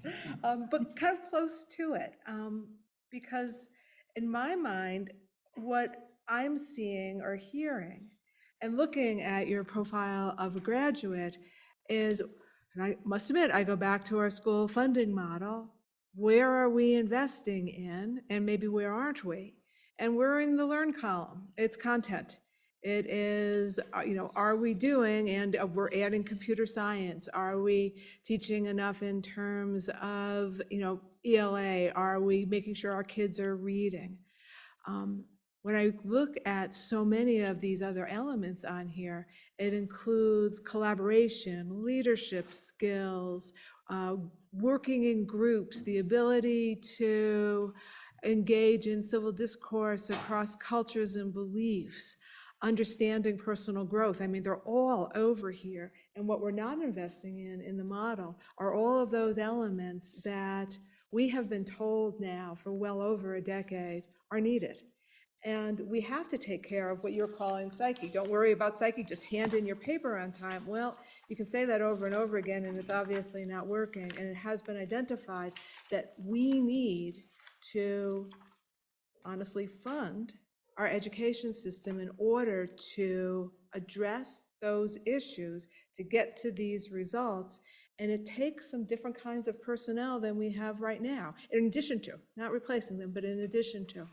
So again, 90% we agree on. That's not bad. You're a Democrat, I'm a Republican. There we go. There we go.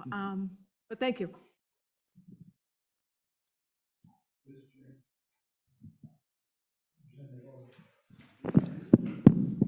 Thank you, Mr. Chairman. I really like the direction you're going with this.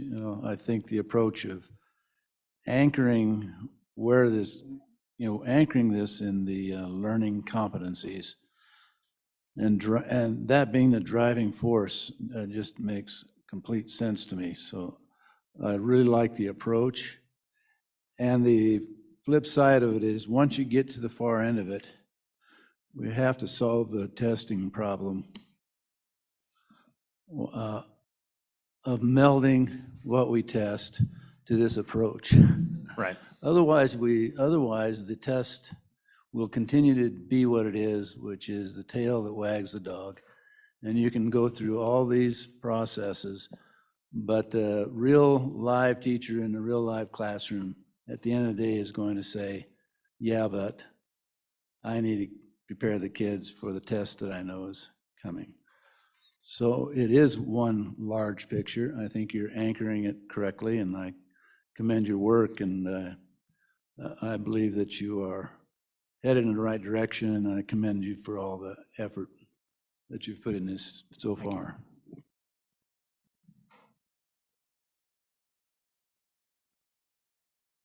Couple points just about this slide is, obviously, this is not the final graphic design, but you will see some changes from the last one that we shared with you. Before, it was career was on there, and we changed academics and career.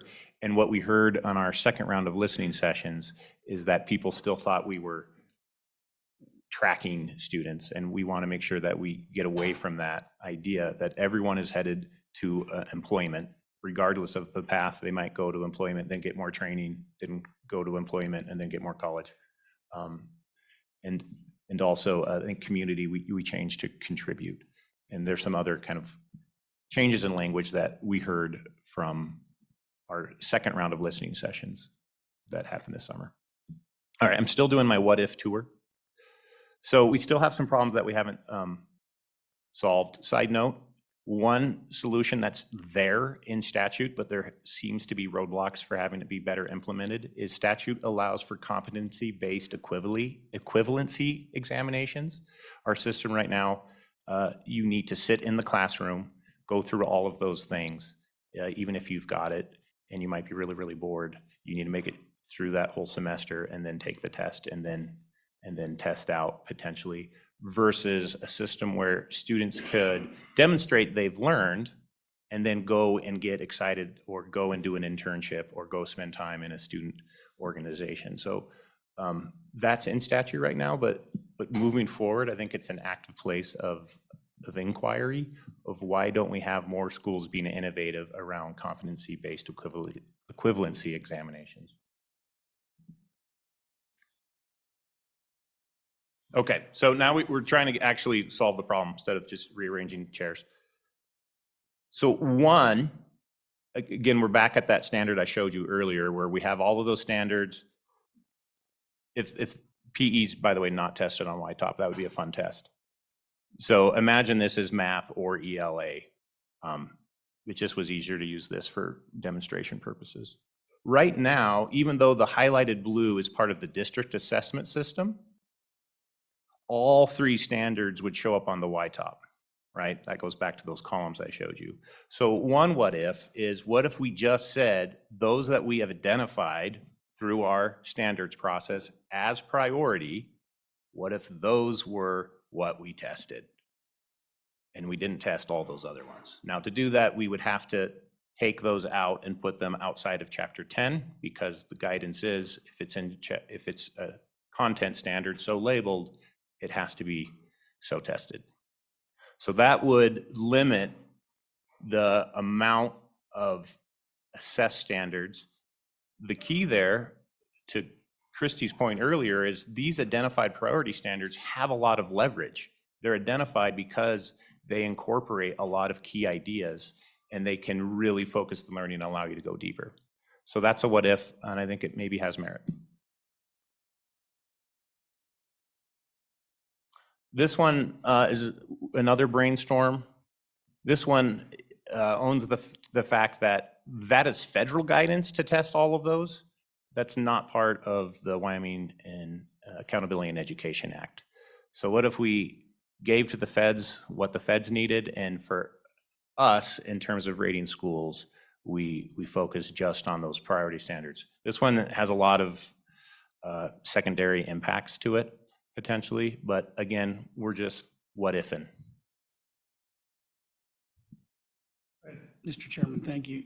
So that, yeah, you have federal requirements on all of this as well, in order to be in compliance with their deal. And they take our, right? I mean, they accept ours or don't accept our plan. Isn't that correct? Correct. So Right. if you gave a modified plan, then It would have to be approved. it would have to be approved. And the other question I have, I assume that other states are seeing this same problem, that the Common Core came in, everybody was abuzz, right? Oh, we're gonna learn all this stuff, and we just caked it on, we piled it on. And now I think all around the country, it's unwinding this, it's unwinding a federal mess. And so does it appear that other states are doing similar things, and that the feds are willing to modify their plans? Modify, I guess, these goals so you can do what you're trying to do? So does it look like you'll be able to submit a plan that'll be acceptable if you reduce the level of standards or the number of standards? Mr. Chairman, members of the committee, Diana Clapp, Coordinator for the State Board of Education, and Representative Summers, we are starting to see those conversations happening across the state, and we've been in meetings with several states. It would seem that in the last several years, the focus has been on doing something about that assessment and the accountability system in trying to put in alternative ways to measure students that other than maybe a standardized test, and including things in accountability systems such as school climate, student motivation, attendance, maybe some of those types of things. It's just now starting to turn this attention to the standards, because the standards drive the test. The test drives the accountability. And so we've been looking, investigating, and we've found some peer research articles that are looking at the Common Core state standards in ELA and math, which most states adopted. Some have turned away from them now. And this isn't a political piece of whether that was right or wrong. It's, we're 10 years in, what do we see happening with these standards? They were intended to increase rigor. And just preliminary research is looking like math may have done that. It may have increased rigor, and it may have resulted in a steeper trajectory of students learning in mathematics, at least according to the NAEP. ELA is coming in as a different story. Okay? I don't know that we know entirely why ELA, one, had the implementation dip, and trajectory for performance nationally, we haven't even caught up to where we were before those went into place. Some speculation, those that are in the camps of science of reading versus more of a balanced literacy, of course, they're pointing to some of that at the primary level for those ELA standards. And they're saying at the time, those were written and they tried to serve both masters, and it ended up with so much in there that it actually lost clarity and focus. Some are pointing to more of the secondary level, high school level, and they're talking about interdisciplinary literacy, a lack of technical reading and writing in those standards because they anticipated that that would be picked up in other content areas and wasn't. So I know I'm rambling on, but just to tell you, we are looking into that. Yes, it's starting to be a national conversation, but in the discussions we've had with some other states, they're actually calling us back and saying, what are you finding out here in Wyoming?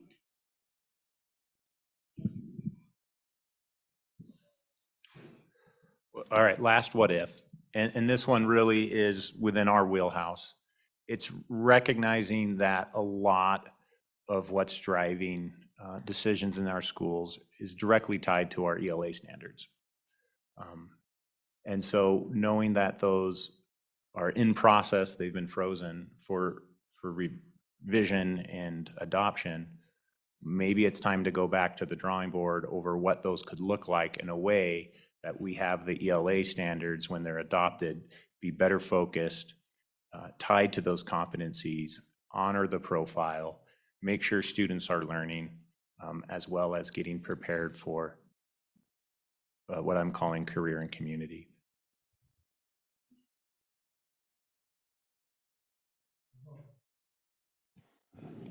Yeah, thank you, Mr. Chairman. So is this display just for visual effect? It's just visual. It's what we've been looking at earlier, yeah. You can't actually read it, so I'm assuming it's just, here's our starting point. We didn't and plan we're gonna this, but you have a copy. They're those. Okay.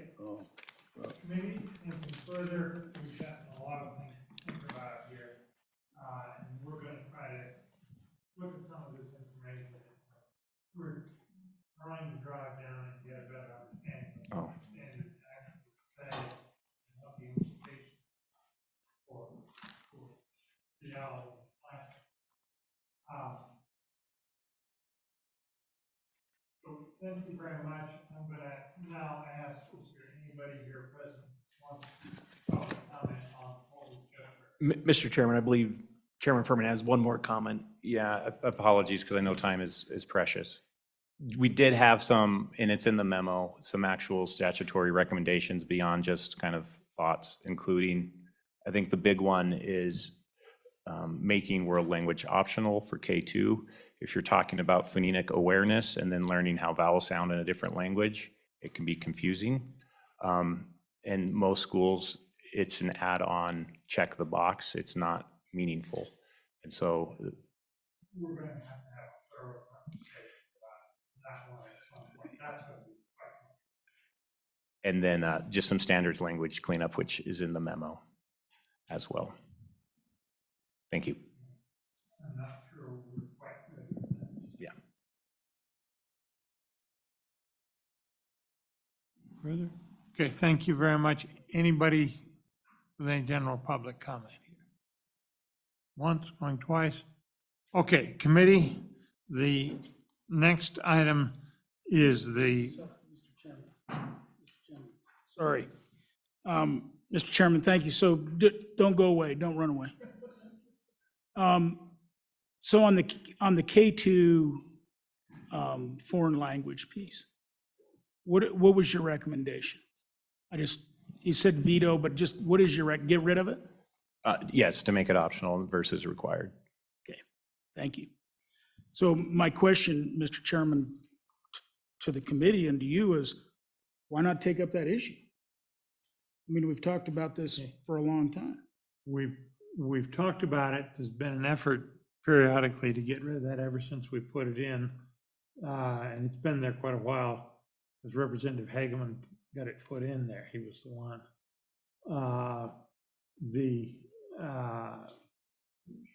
If we're going to seriously consider that, we need to set aside quite a block of time because that is going to be controversial. So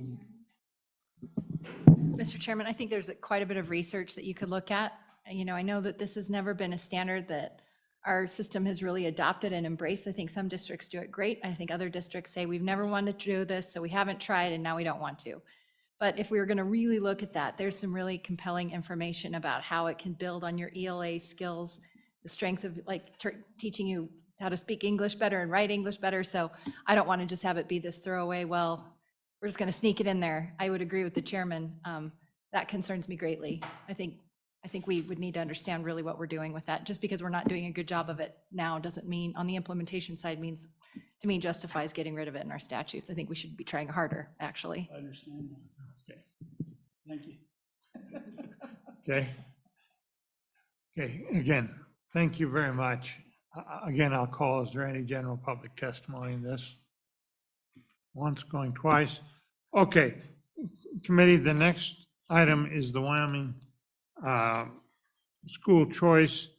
We're going to take a 10-minute break first, and then we're going to go into that. That's the last item for the day.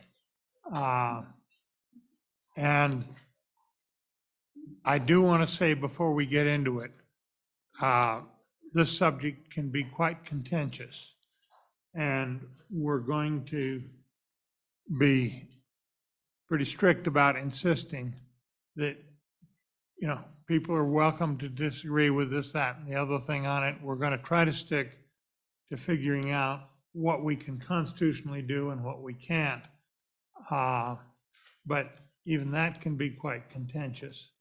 And I'm going to be pretty fierce about it if somebody is not civil in how they present and how they, you know, we will have disagreements, but you can disagree without being disagreeable about it. And we're going to enforce reasonable standards of civility. So if there's, just didn't want any confusion on that ahead of time. So with that 10-minute break, we'll be back and take that up last item of the day.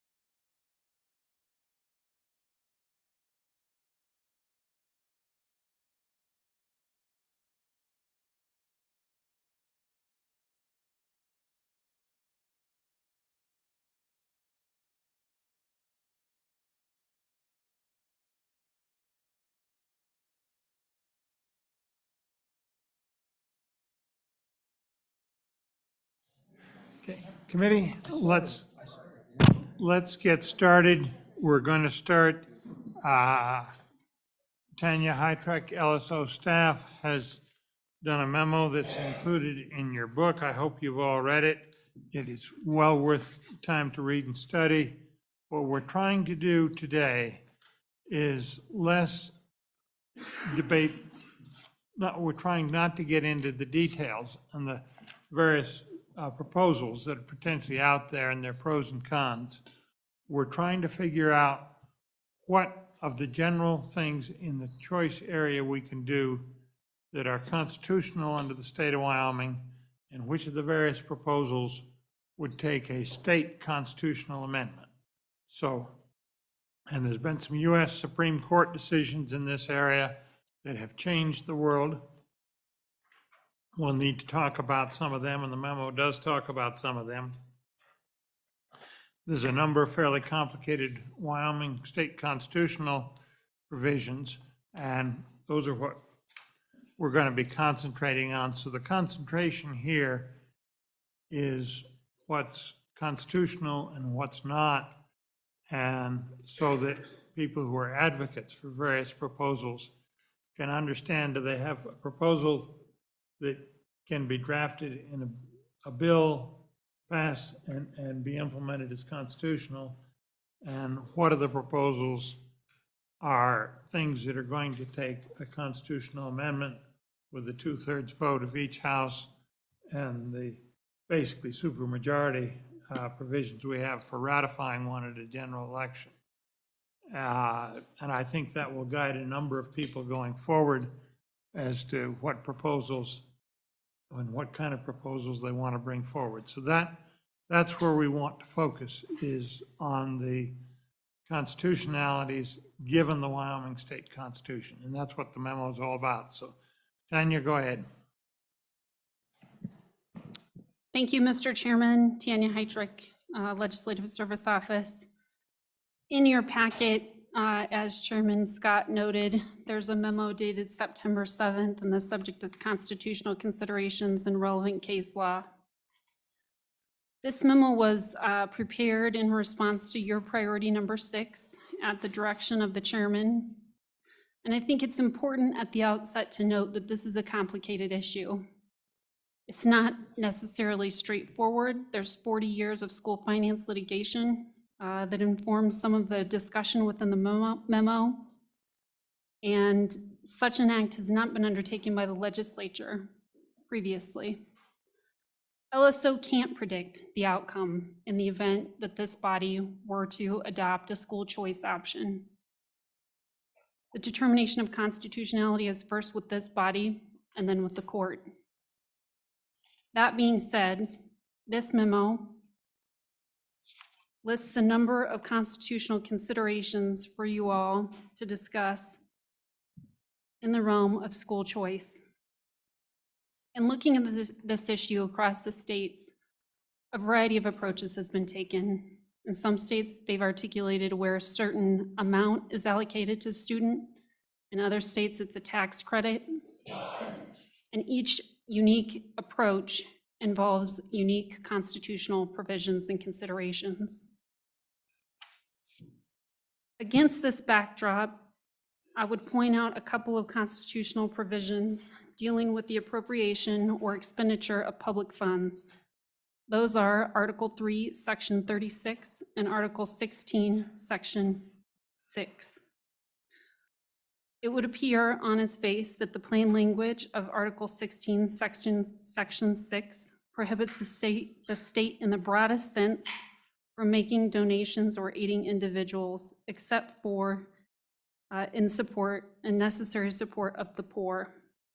Article 3, Section 36 provides that appropriations to individuals or entities not under the absolute control of the state are prohibited.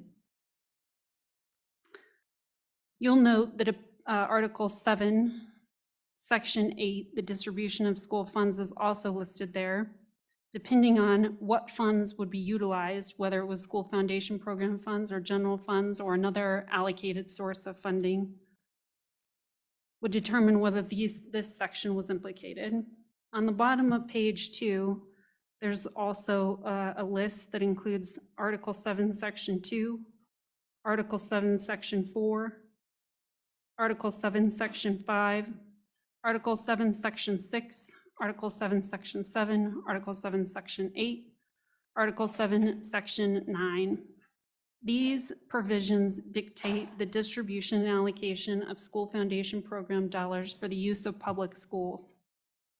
Moving on in the memo to page 3, outside and separate and apart from any constitutional considerations related to the expenditure of public funds on individuals or appropriations to entities not under the complete control of the state, are considerations based on Article 7 generally and Article 21, Section 28 of the Wyoming Constitution related to the Wyoming Legislature's obligation for public education. I would raise 3 basic issues in this realm. The first is appropriation of, sorry, I lost my place here. The first is with adequacy and equity of funding. The second, fulfillment of the basket of educational goods and services. And the third, the impact of on Wyoming's public school finance system. As we all know, under Wyoming's Constitution, the right to an education is a fundamental right for all students or all children ages 6 through 21, and that right is for a public education.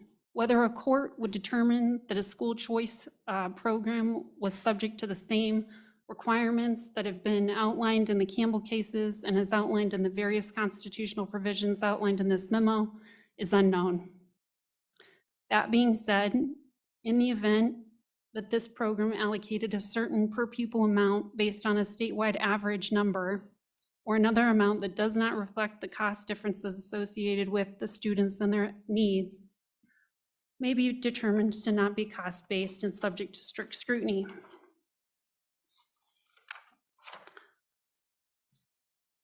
Moving on to educational requirements, these also vary across the state. In some instances, it's a very hands-off approach with the school choice programs. There are little to no translation between the public schools and the private schools that receive state funds. In the event that they deviated greatly, there's an argument to be made whether the legislature has met their obligation in providing for a complete and uniform system of public instruction that is thorough and efficient and adequate to the proper instruction of all youth. The current financing scheme of the Wyoming public school system, both on the operations and on the capital construction side, present additional considerations for this body. I think there's an argument to be made that a school choice program could compete with those funds articulated or appropriated for public schools. A structural deficit on either side, the capital construction side or the operations side, may make such an argument more persuasive. Likewise, a program that reduces funds to public schools may present a clear challenge under Wyoming's constitutional provisions. That brings me to the last point in the memo. In looking at this issue, I've identified a number of cases across the nation that have litigated school choice programs. This is not an exhaustive list. It's ever growing. I know there were members that asked about Espinoza and Carson versus Macon and inquired of whether those 2 cases alleviated any constitutional concerns under Wyoming's Constitution. What can be gleaned from those 2 specific cases is if a state, and a state is not required, but in the event a state chooses to take up school choice, you can't treat private schools differently than private religious schools.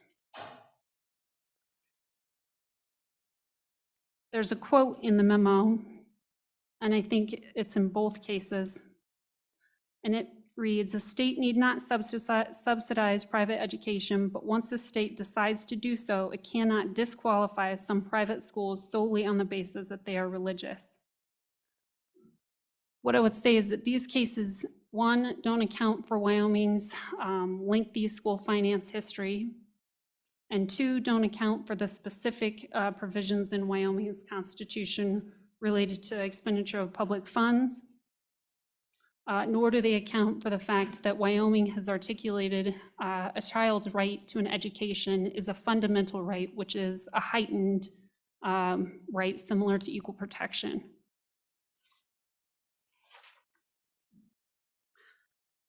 In closing, there are policy choices that yes.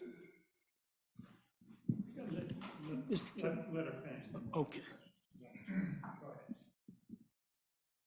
In closing, there are policy choices that the legislature can make to minimize some of these risks. Tying the educational standards to those required by public schools is one. Another may be setting aside funds that are not school foundation program dollars. But what we cannot answer is if and when such a program were challenged, what the outcome would be under Article 3, Section 36, and Article 16, Section 6, nor do we know the outcome under the lengthy school finance history.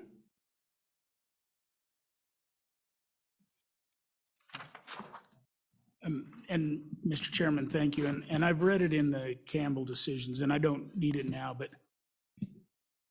that idea of, what is a fundamental right?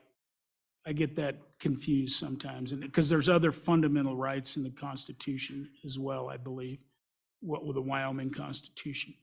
And so if you draft me a little definition of what that is, that's be fine, or if you have it.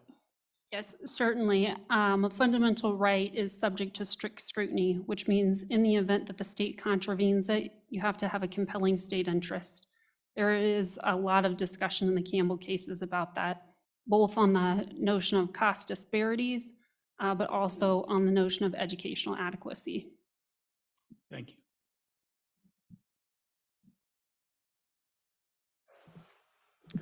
Thank you, Mr. Chairman. Ms. Heitrick, I guess my question is, since the Supreme Court struck down a Blaine Amendment in one state, wouldn't that effectively strike down Blaine amendments in every other state? And I liken it, I'll compare that to, say, a heartbeat bill, being struck down in one state would effectively wipe out all the heartbeat bills. If the Supreme Court were to wipe out one state's heartbeat bill, it would basically wipe them all out. Why is it different with the Blaine Amendment in this case? Certainly, Mr. Chairman, Senator Beitman, I think that that's a valid question, whether those provisions under the Wyoming Constitution relative to the different treatment of private schools versus religious schools exist. What I would say is Carson versus Macon came up after Espinoza. So I don't know that it definitively resolves the issue under all circumstances. And in looking at those cases, I think in part it's dependent upon the specific constitutional provisions. One case that I've listed in this memo from from South Carolina has a very similar constitutional provision prohibiting expenditure of public funds to any entity not under the absolute control of the state. In that case, they did analyze both Espinoza and Carson versus Macon and distinguished it on the basis that that constitutional provision wasn't a Blaine Amendment, as you've summarized it, but instead prohibited all expenditure of state funds to any private entity, not just religious.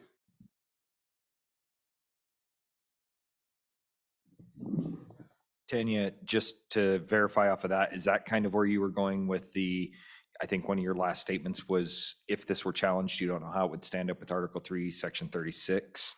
Because in that's where we start talking about the appropriations that are not completely underneath the control of the state of Wyoming. Am I understanding where you were going with that?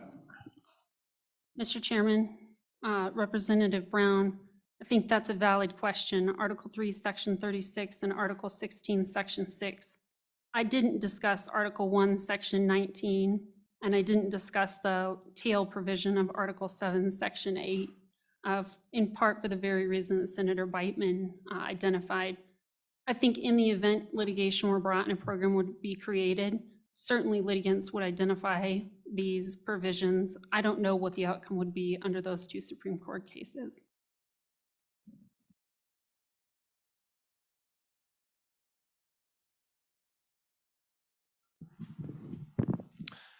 Thank you, Mr. Chairman.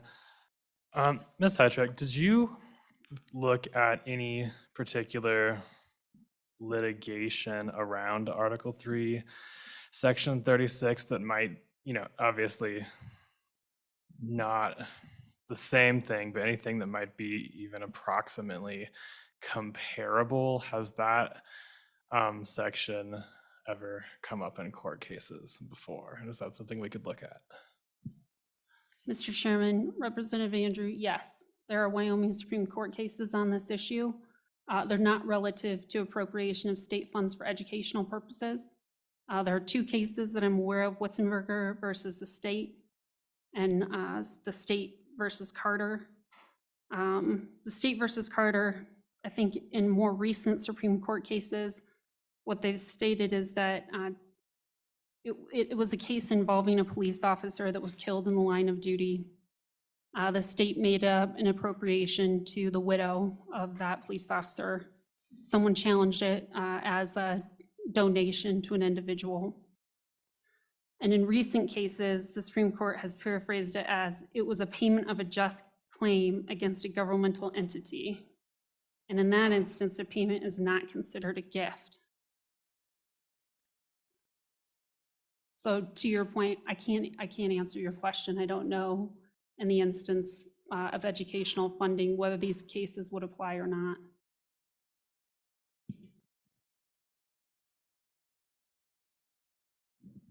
Mr. Chairman, thank you. And, it seems like our Supreme Court cases, when you layer that in the whole school finance thing, the whole fundamental right issue, that if we put, state money behind it, if it's then we have an obligation to that child that is, he has a fundamental right to that education, and then they're subject to all the laws that any other school would be subject to.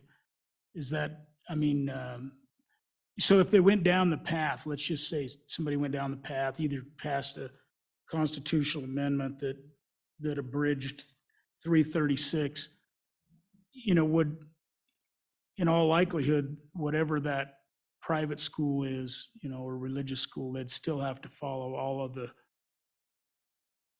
the Campbell decisions as well, probably. Is that accurate? Mr. Chairman, Representative Summers, I think that is an appropriate concern. That's why I've outlined these provisions in the memo. Whether the court would see it that way, I can't tell, but I know there are other states with similar constitutional provisions. And when the requirements of the public education system deviated substantially from the school choice, where funds were provided to a private entity, they found that it wasn't adequate and uniform.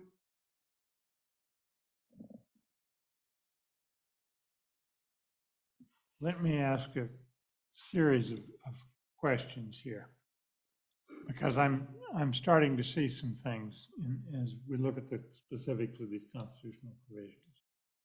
And let me deal with them sort of one at a time. The one in Article 1, Section 19, I believe it is, says we essentially can't appropriate to a religious institution. I do think there, and am I wrong in thinking that the Supreme Court cases in the Montana situation and in the Maine situation, and incidentally, there was articles in your packet on those, the source of that, they weren't as clear as I hoped they would be. The source of those was the Wall Street Journal. And when we got permission to reproduce them, that part didn't reproduce properly. But it appeared that those U.S. court decisions would mean that you couldn't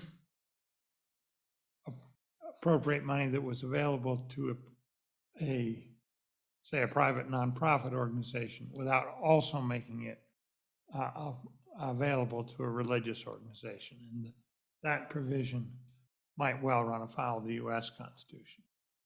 Am I misreading that? Mr. Chairman, I think that's certainly a possible outcome based on those two cases. When you look at Section 3, I think it's Section 36, is it not? That's one we have dealt with any number of times. What we have done in the past is we appropriate to a state agency, other state entity, and then they contract for services that we can buy. Child development centers operate that way. We appropriate to the state health department. It contracts for services with those outfits. I would think that we could craft a bill that would work with regard to that particular provision, because we've done it. I can't remember how many times. That's been one we've dealt with quite a bit. The ones in Article 7, they're particularly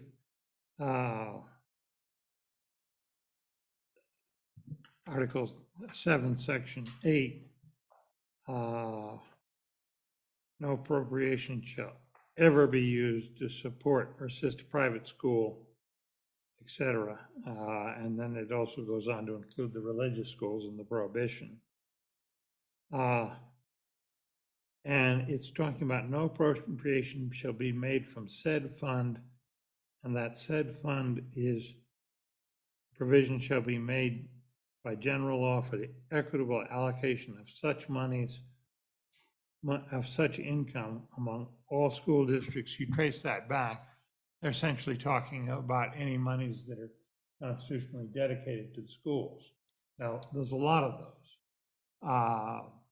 The ones derived from the state land grant, the Common School Fund, which derives in part from that and in part from income we've gotten off of that. The constitutional mill levies, both state and local, those are all, I would think those would all be school funds that applied here. The fines and forfeitures provision, there's a number of those things. But it would strike me that on its face does not apply to the general fund, because that's not a school fund. That's the general fund. And what I'm thinking, and that's something I think we need to think about, is that you could perhaps craft a bill that would meet the constitutional test here by avoiding all the school funds, just using general funds. As a practical matter, that would enable you to fund a pilot project where you could demonstrate to the people virtue of whatever program that you're talking about, with the intent to eventually come back with a constitutional amendment on this once people had a better understanding of what you were talking about. So I think there may be a prospect there, getting around that particular provision, but one that wouldn't enable you to do a full-scale state program as a practical matter. And I'm making a distinction between the constitutionally dedicated school funds, the funds that are raised explicitly for schools, and the general fund. I don't know what a court would do to that. I don't know whether you would care to speculate on that, Tanya, or not. Mr. Chairman, I think I've somewhat addressed that at the bottom of page 2. And Article 7, Section 8, which is the provision that you cited, is a bit more nuanced and dependent upon the funds that would be utilized to fund a school choice program. That being said, under Campbell, the court dedicated essentially all state resources for public education, not just those dedicated under Article 7, Section 8, or Article 7, Section 2, 4, 5, 6. Now, like I said previously, I don't know what the court would do if it were a general fund provision rather than the school fund. As they point out at the end of the memo, I think there are ways to minimize the risk, but I still believe there's an inherent risk. The provision that we cited was 16.6, which we are very familiar with. And there are a couple of ways dealing with that. One is you put a means test in it somewhere. That clearly meets the 16.6 requirement. Necessary support of the poor, and we've defined the poor pretty liberally on occasion when it was appropriate, because it was big money that ordinary people couldn't afford. And we have, for services that people are generally entitled to, and again, I come back to the child development centers, we basically don't charge people for that because that's so expensive that almost nobody could afford it on their own, and we're trying to protect the children. That's very similar here. So you do have to think about that and what the proper approach is, because that is a potential constitutional issue. So that's something, and maybe the experts that we're going to hear from in a few minutes can give us some information on some of those things, because some of those provisions I think are not unique to the Wyoming Constitution. Tanya, have I missed any of the constitutional provisions that are particularly relevant here? Mr. Chairman, you didn't note the obligations under, as outlined on pages 3 and 4 of the memo, relative specific to the legislature's constitutional obligations in the realm of education. Deliberately, frankly, I think it's very difficult to determine, given the Campbell decisions, how the court would apply those precedents to a school choice thing. I would think one of the things to consider is that we would almost certainly make participation in such a thing voluntary. And you're essentially letting the parents decide that it's an adequate education.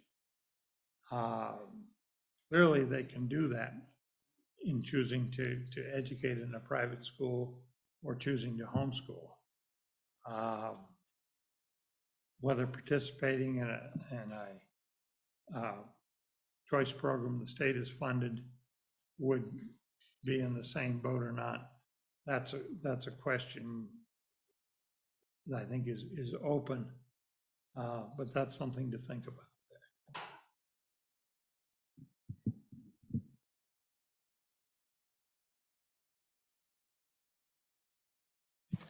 Thank you, Mr. Chairman. And first, I just want to comment that I found the additional materials a little bit confusing, the articles that were in there, in part because they were delineated as guest commentary and editorials. They were not interpretation of or summaries of the court cases, but in particular, they really didn't help at all in terms of, for me, thinking about Wyoming and what our obligations are. So I just want to put it out there that I did find that confusing and was curious about where they came from. Okay, I'm the guilty party on all but one of them. Well, sir. They came out of the Wall Street Journal, and I read them and I say, this looks to me like it's on point with the constitutional issues we were discussing. And there was one in there, I don't know where it came from, but the others are all recent Wall Street Journal articles on this issue, and I thought they would be useful. Sorry to find, you found them confusing. Yeah, thank you, Mr. Chair, but they really were things that were called a good week for religious freedom. They really were editorials, but we're just going to, They explicitly were. but that being said, again, I'm curious, Ms. Heydrich, if you've kind of looked at what other states have in their constitutions in relation to education, the provision of education, and the funding of education as it relates to, these particular cases. Because as you have pointed out so well in your memo, we have some very strong constitutional provisions that talk very specifically about education, religion, sectarianism, and money. Do other states have similar constitutions, especially those in Maine and Montana where these decisions came from? Mr. Chairman, Representative Connolly, I'll respond to, I guess, the easier question first with regard to the last article. And that was provided by the next speaker. Okay. Those were his. That was the easy question. Yes, those are his meeting materials. I did review the constitutional provisions, and here's what I would say about this. I mean, I spent several hours researching this. I could spend days researching it. It's an ever-evolving area of the law.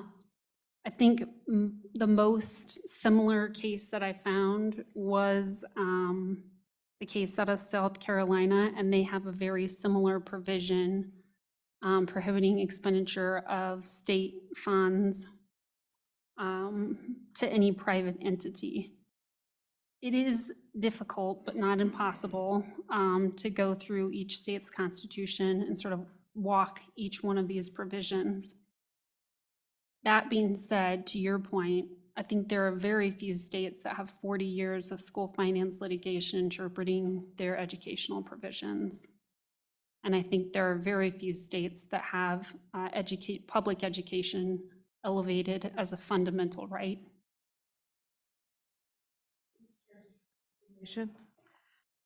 Okay, and I want to go back to Representative Summers' question earlier on, and it was my experience, and tell me if I was right in this advice that I gave to both of the charter schools in my district. So I have 2 charter schools in my district.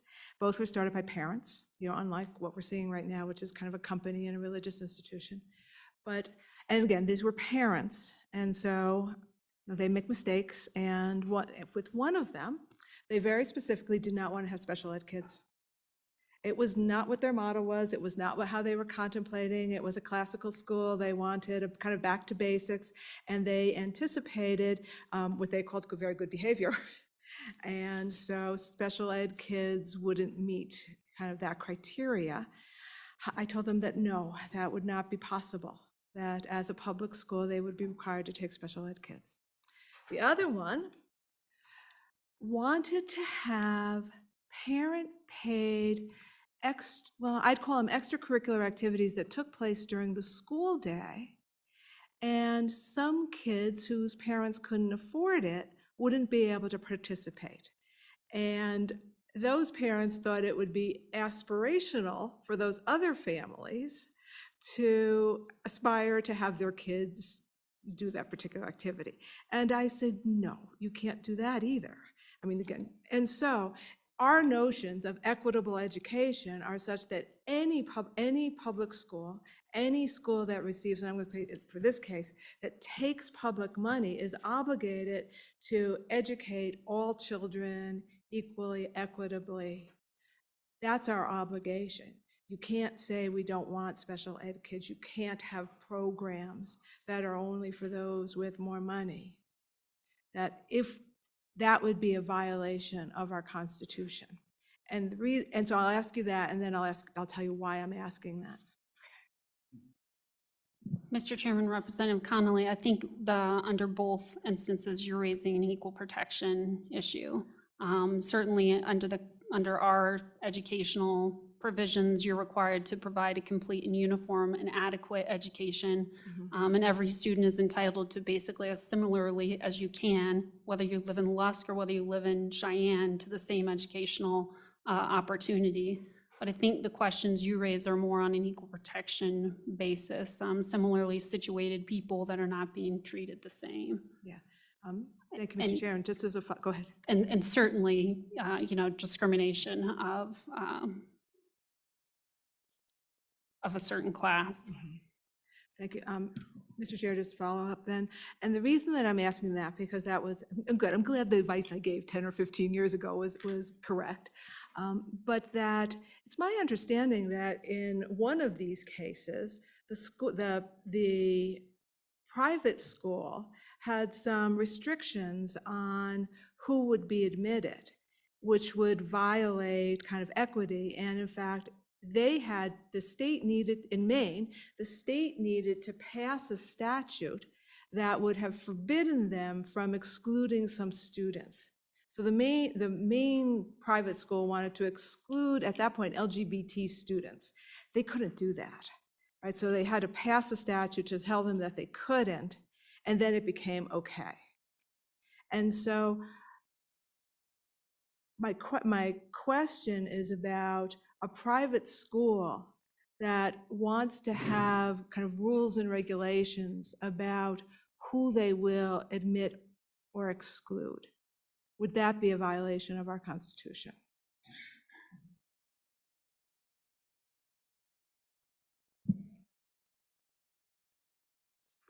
Mr. Chairman, Representative Connolly, I'm not prepared to opine on that, but just as at a gut level, I mean, we have provisions in our Constitution that prohibit discrimination.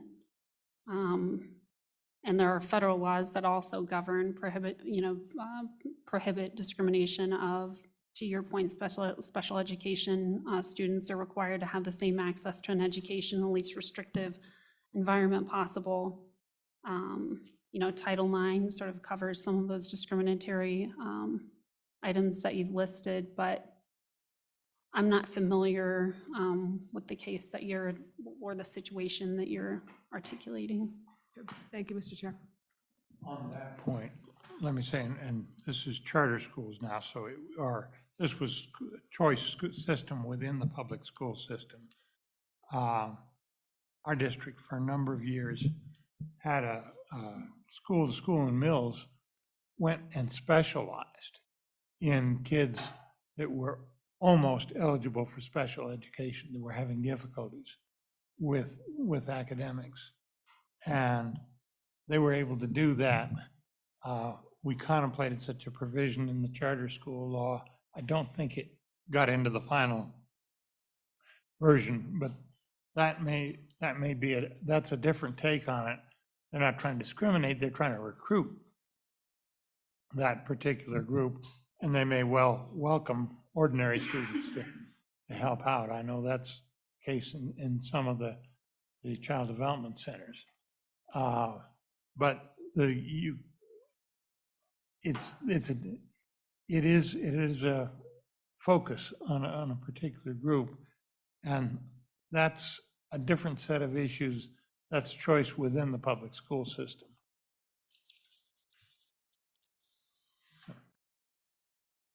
Okay, anything else? Tanya, thank you very much. Appreciate the memo. Senator Beitman, do you have your expert here? Can you introduce him? LSO is Corey DeAngelis in the waiting room. Mr. Chairman, Senator Beitman, I am bringing him in right now. He should be able to turn on his video and mic. Okay, and I'll allow him to introduce himself. And I will want that I believe Representative Andrews also found some people, some legal experts. I told them about the comment period. Okay. But because they were so on point for this, we'll probably give them some latitude. Okay, appreciate it.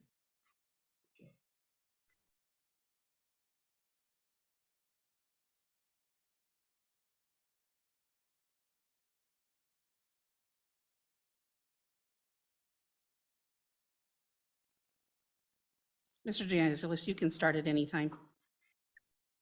All right, hello. Thank you so much for having me, Joint Economic Committee of Wyoming. I'm Corey DeAngelis. I'm a senior fellow at the American Federation for Children, and I'm a national school choice advocate.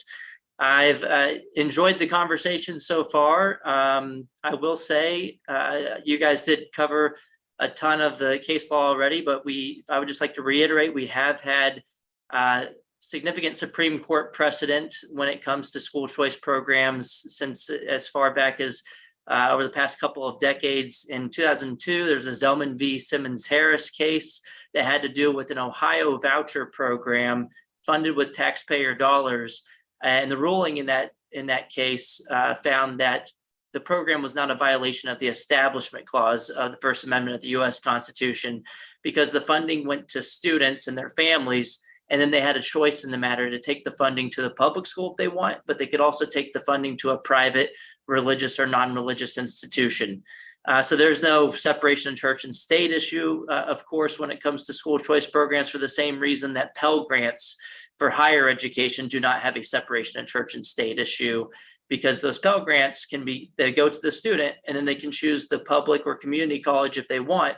The student can also take that same funding to a private religious or non-religious institution. The two more recent cases, the Espinoza v. Montana decision and the Carson v. Macon decision, both, as was summarized previously, made it pretty clear that one, in the opinion of the court, it's clear that there's no violation of the Establishment Clause, as was found in the Zelman v. Simmons-Harris case. But also, if you're going to have a school choice program, you cannot discriminate against religious schools and religious families by stipulating that the funding can only be used at non-religious private schools.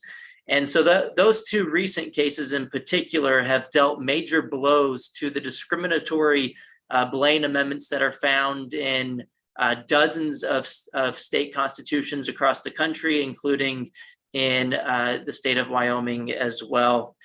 But I'd also like to talk about ways to structure these kind of programs that we've seen in other states to be more in line with state constitutions. And one way to do that, I would recommend looking at the Institute for Justice. This is another organization which has a lot of information on every single state, including Wyoming. And they have a 50-state guide to structuring school choice policies.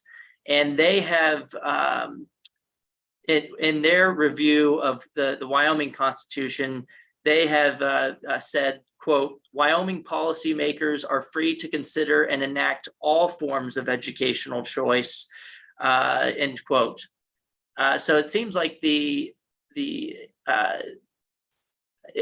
an open field when it comes to enacting different types of school choice in the state of Wyoming, but there are ways to mitigate risks. Of course, as the previous speaker has mentioned, it will depend on how the court rules in the state. I will say, if it's one of the Blaine amendments, I would expect that would go to the Supreme Court, and that would be overruled by the Supreme Court, just like we saw with the Montana case and the Maine case.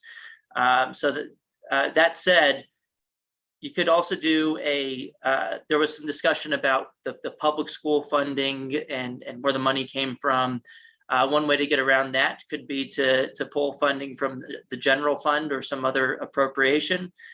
You could also fund the program privately and not use taxpayer dollars at all with a tax credit scholarship or a tax credit funded education savings account program.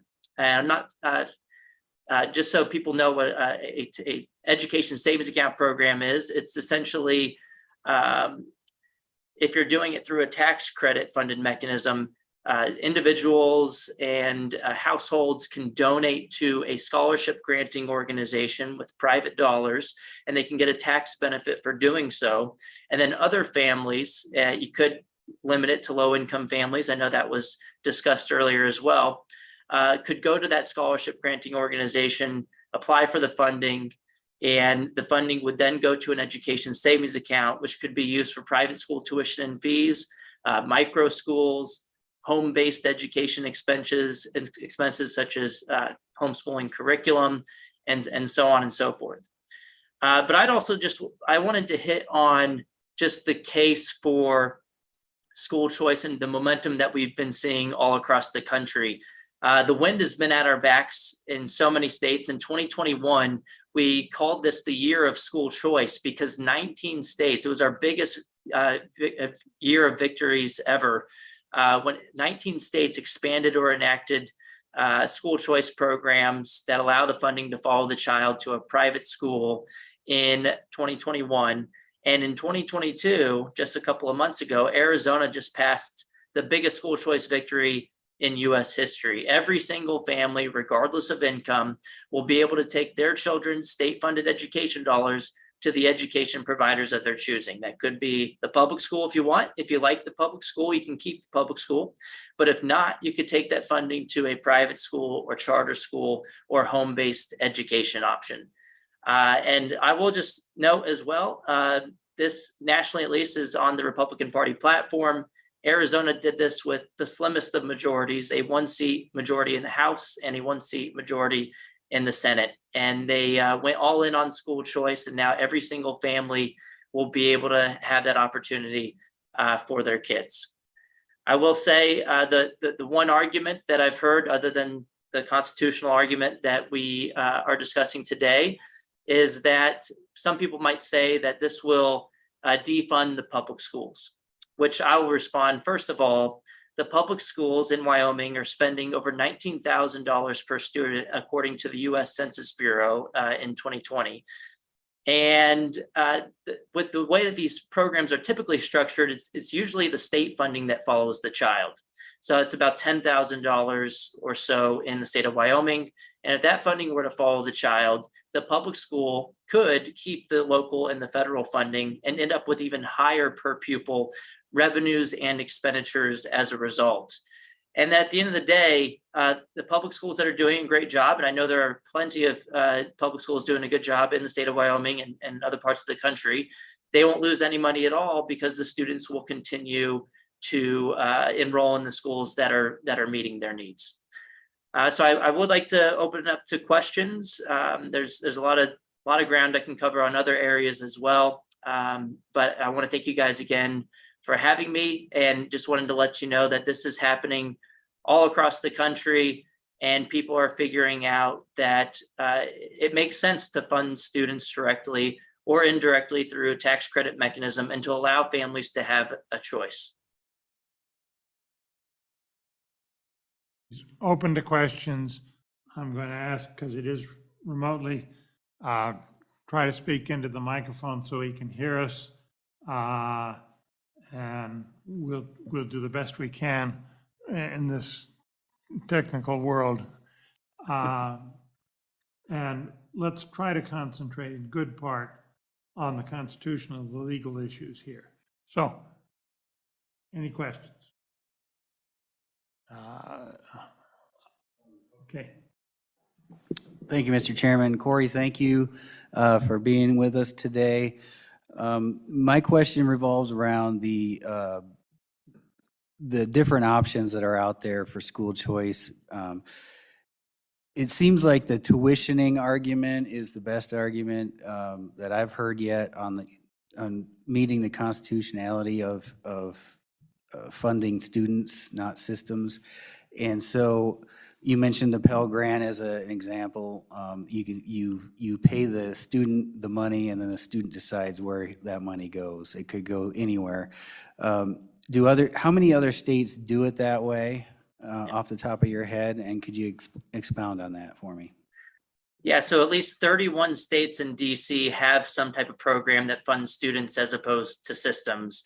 And I like that you brought that up, because a lot of the arguments you'll hear against this is that people will say public funds for public schools, but the same individuals support public taxpayer dollars going to private everything else when it comes to higher education with the Pell Grant.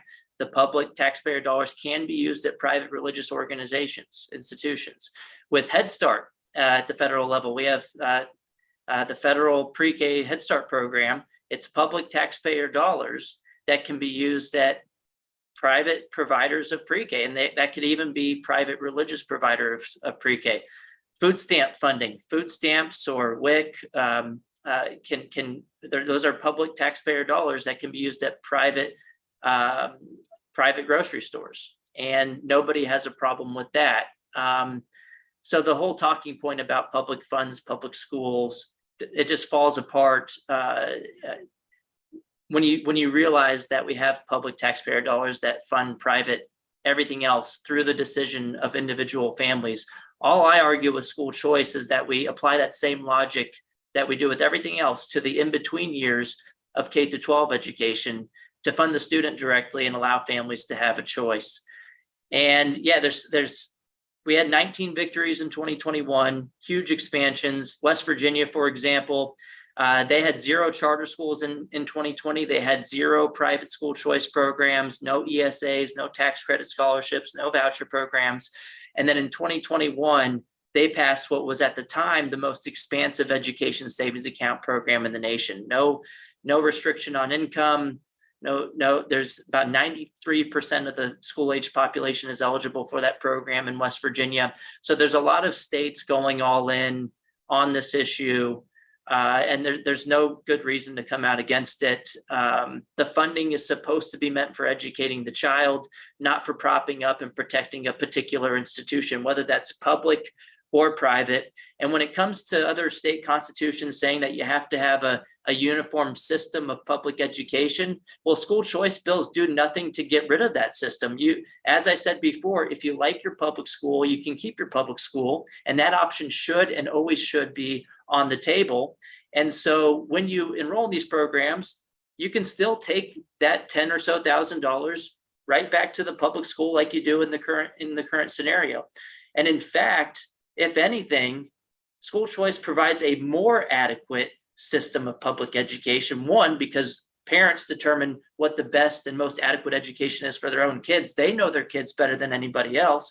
And then 2, there's a competitive effect. We have 28 studies on the topic nationwide.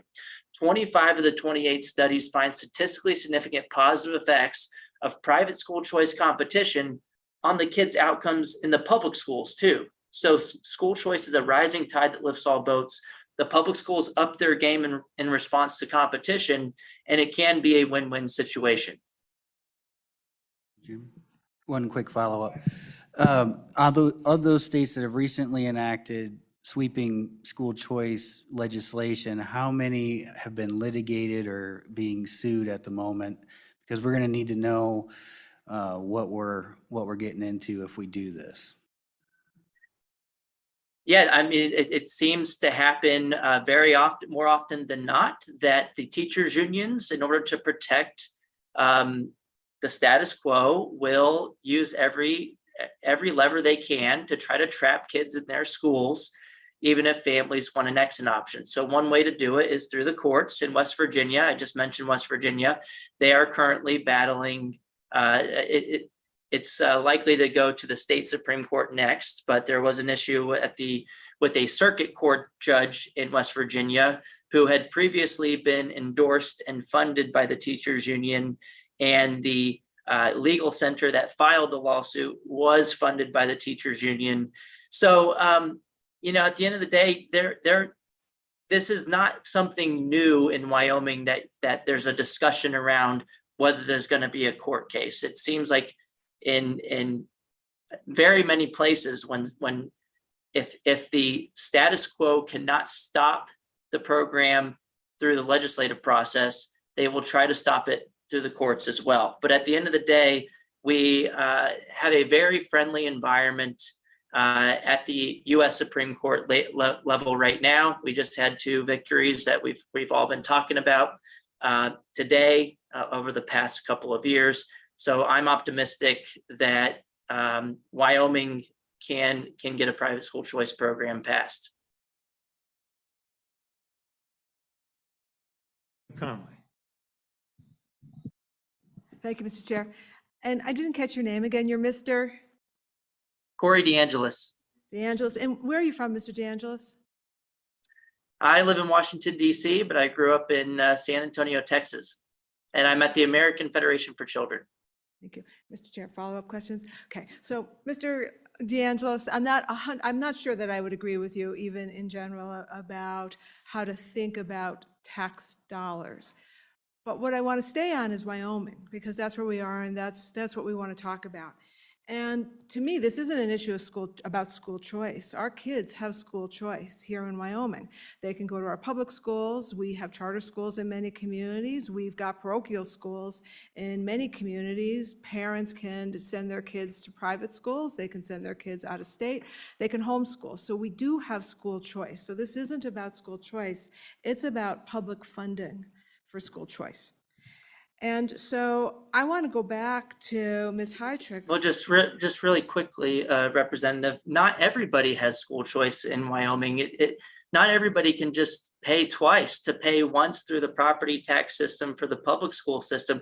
What if you're a low income family and you don't have the funding to be able to cover private religious school tuition and fees? So I would just push back a little bit and disagree with the premise that everybody already has school choice just because the options exist. Doesn't mean that everybody has an equal opportunity to access those options. And I would argue that having about half the total funding, $10,000 or so in Wyoming, would allow for more equity in public education in Wyoming as well, because rich people already have school choice. They can already afford to pay out of pocket or live near the best public schools.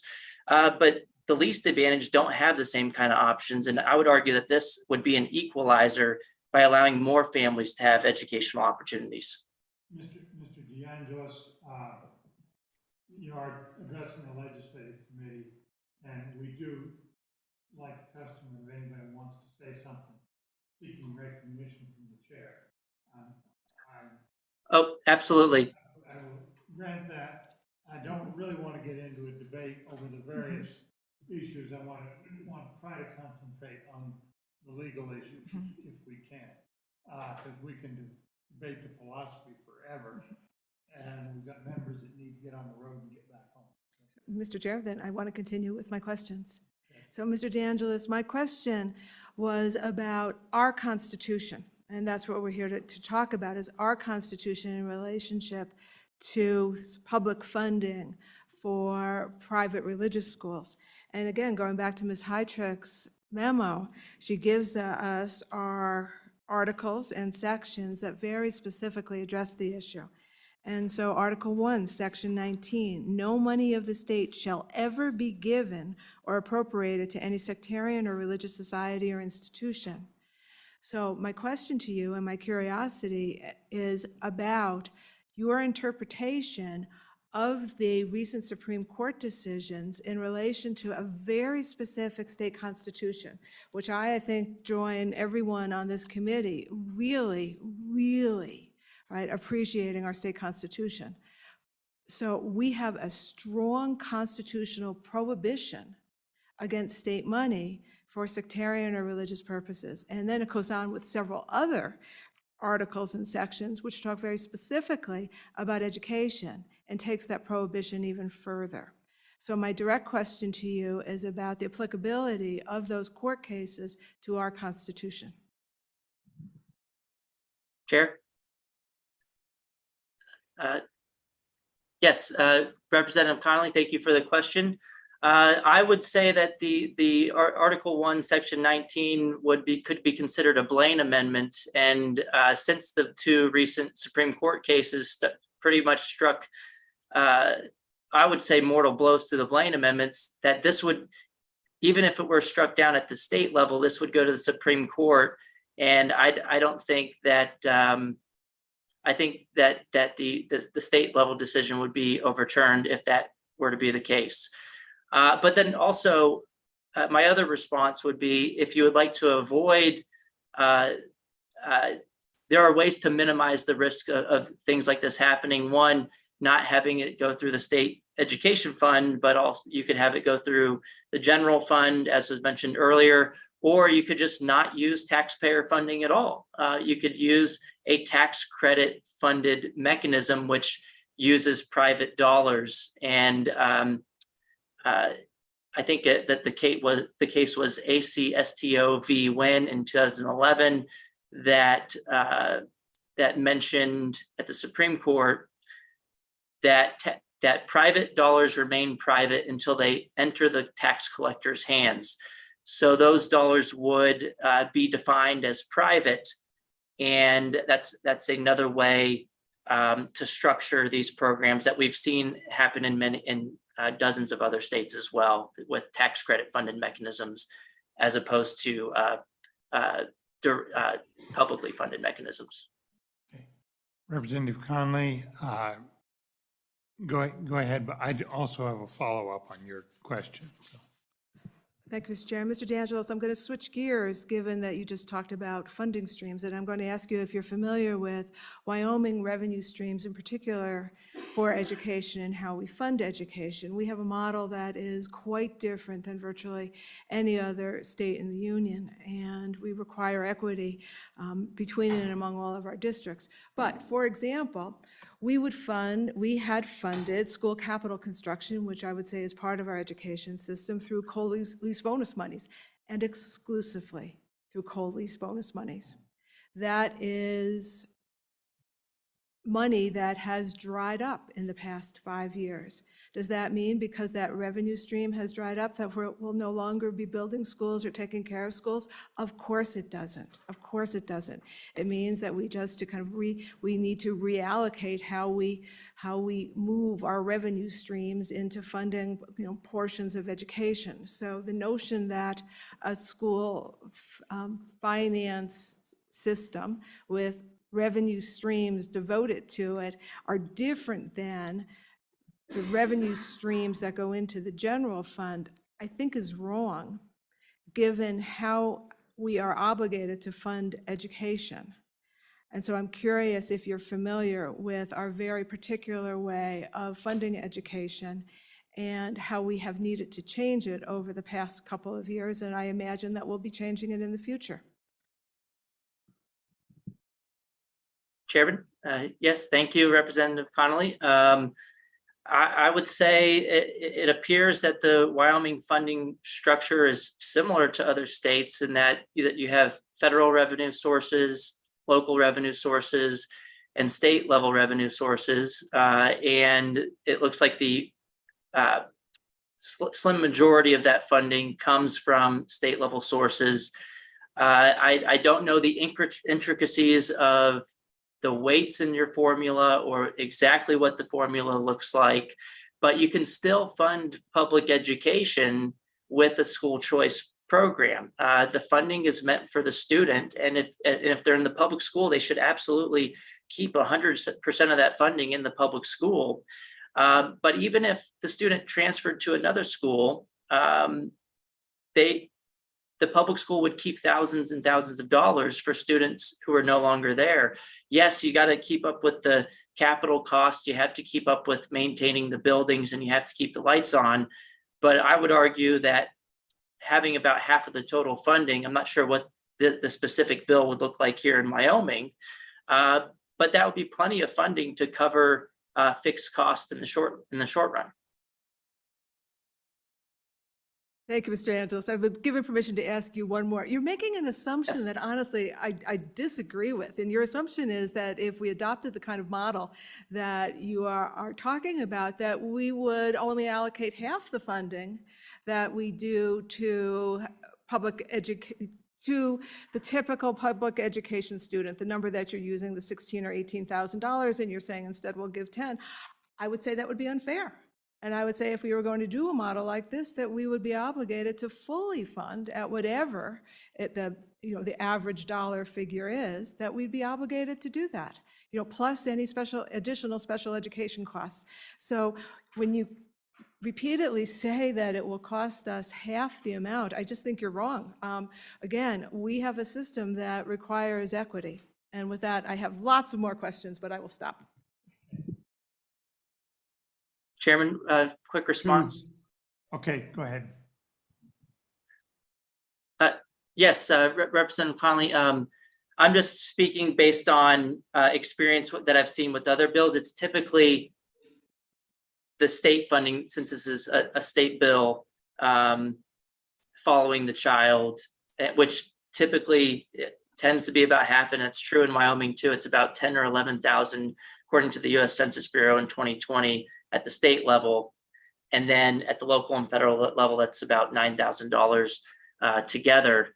But it's possible. It is possible that you could you could, if you wanted to see a bill made this way, introduce one that allows the state and the local funding to follow the child. That's a possibility too.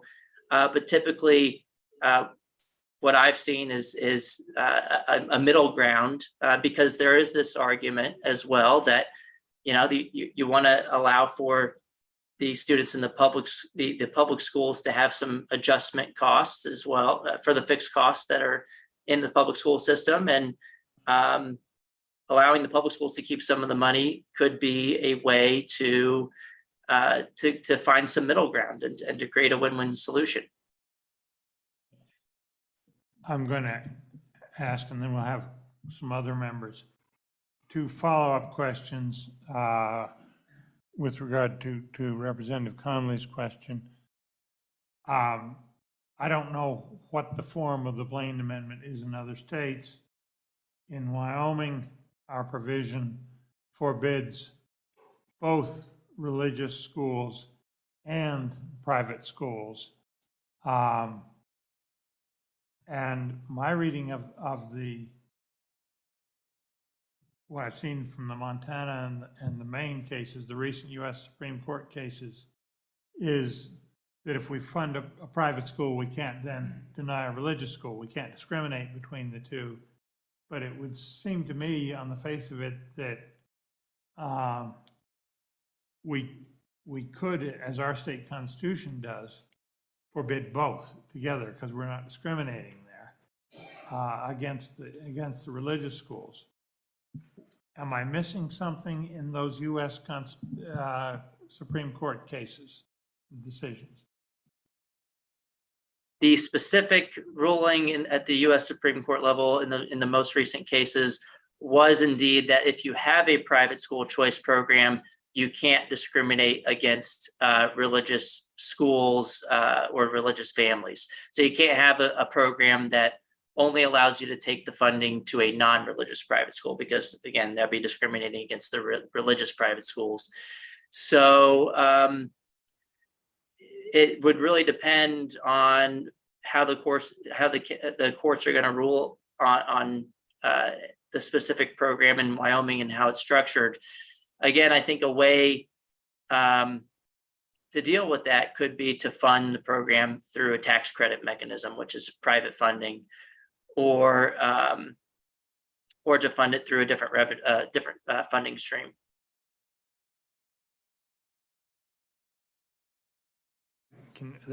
That raises the second question I have. Wyoming's tax system is a little different. We do not have a state income tax. We have a sales tax that everybody pays, but we never know who pays how much, because a lot of it is just small transactions that we don't track back to an individual. So our tax credit there is a problem to formulate. You can't do it against income tax because we don't have one. Our property taxes have some special state constitutional provisions that I think have given us quite a bit of trouble in the past with any kind of a special deduction or credit. That's going to be a difficulty. Given those 3 difficulties, where do we go? You know, a lot of our revenues are coming off taxes paid by mineral companies, and a significant portion are coming off interest earned by our permanent funds and other non-tax sources. So we're a little different, and would like your thoughts on the tax credit system, how to deal with that set of things. Yeah, I wouldn't have a ton of experience on answering that question for Wyoming's tax system and where that funding would come from. You mentioned property tax system, but I'm not sure, to be honest, on the specifics of answering that question. And then also with a publicly funded program, it's unclear how a court would rule in Wyoming or at the Supreme Court. Yeah, And we are unique there, so. I had Representative Obermueller and then Baxter Biden. Thank you, Mr. Chairman. In my background in tax preparation, there are rules regarding step transactions. Basically, the IRS will look at a transaction based on all of the transactions that are involved, rather than just one step at a time. For example, if I wanted to give some money to my child, that's not deductible. But if I give it to my church, that's deductible. But if I give it to my church with the understanding that they will then give the money to my child, that is called a step transaction. It'll be squozed down to what the real intent was. So when you look at this situation, my question for you is, are you aware of any situations in which money has been distributed to individuals that have gone to church schools that have been examined on a step transaction basis where they have constitutional prohibitions like we have in Wyoming? Thank you. Chairman, yeah, thank you for the question, Representative. I'm not familiar with that kind of setup to yeah, when it comes to aligning the program with the Constitution, and that's something worth looking into. Brightman? Thank you, Mr. Chairman. My comment is trying to get us back out of the weeds here. Essentially what a school choice voucher or a payment or savings account, whatever you want to call it, the tuition payment, the grant from the state to the parent of the child, to me, it's a payment for services rendered. You're paying for a service. It's not an outright gift because that money has to be used on education. So we're already paying for educational services currently with our current K-12 system. What school choice envisions is, instead of paying directly to the school district that you live in based on your zip code, the payment or the money that would normally go there would go to the parent. As a parent of 2 daughters, I would have roughly, what, $15,000, $20,000 a piece to spend on the schooling of my choice. So that money would not necessarily be a gift, correct? It would be, from my understanding and my research, the courts have interpreted that as a payment for services rendered rather than an outright gift. Am I wrong? No, Chairman, yes. That is correct, Representative, that I have seen no state ever look at a school choice program and call either whether it's through an education savings account or some other voucher mechanism or even a tax credit funded scholarship. I've seen no court construe that as a gift. And I think that is that you guys have some case law discussing gifts as well in Wyoming. So this is serving a public purpose, which is providing a public education for children using the funding. And that could be at the public school, but it also could be at a school that is not operated by the government, that is chosen by an individual family. Okay, committee, any further questions? Because I do want to move on. We're starting to lose our membership a bit. Okay. So, Mr. DeAngelis, thank you very much. We appreciate your time. We appreciate your answers and appreciate the fact this is stayed on a civil basis. Representative Andrews, did your experts, are they able to be online, and can we go to them next? Yes, Mr. Chairman. Leslie Heiner should be online. Okay. LSO, can you admit them? Mr. Chairman, I have, if she wants to go ahead and turn on her microphone and camera, we should be able to hear from her. Hello, can you hear me?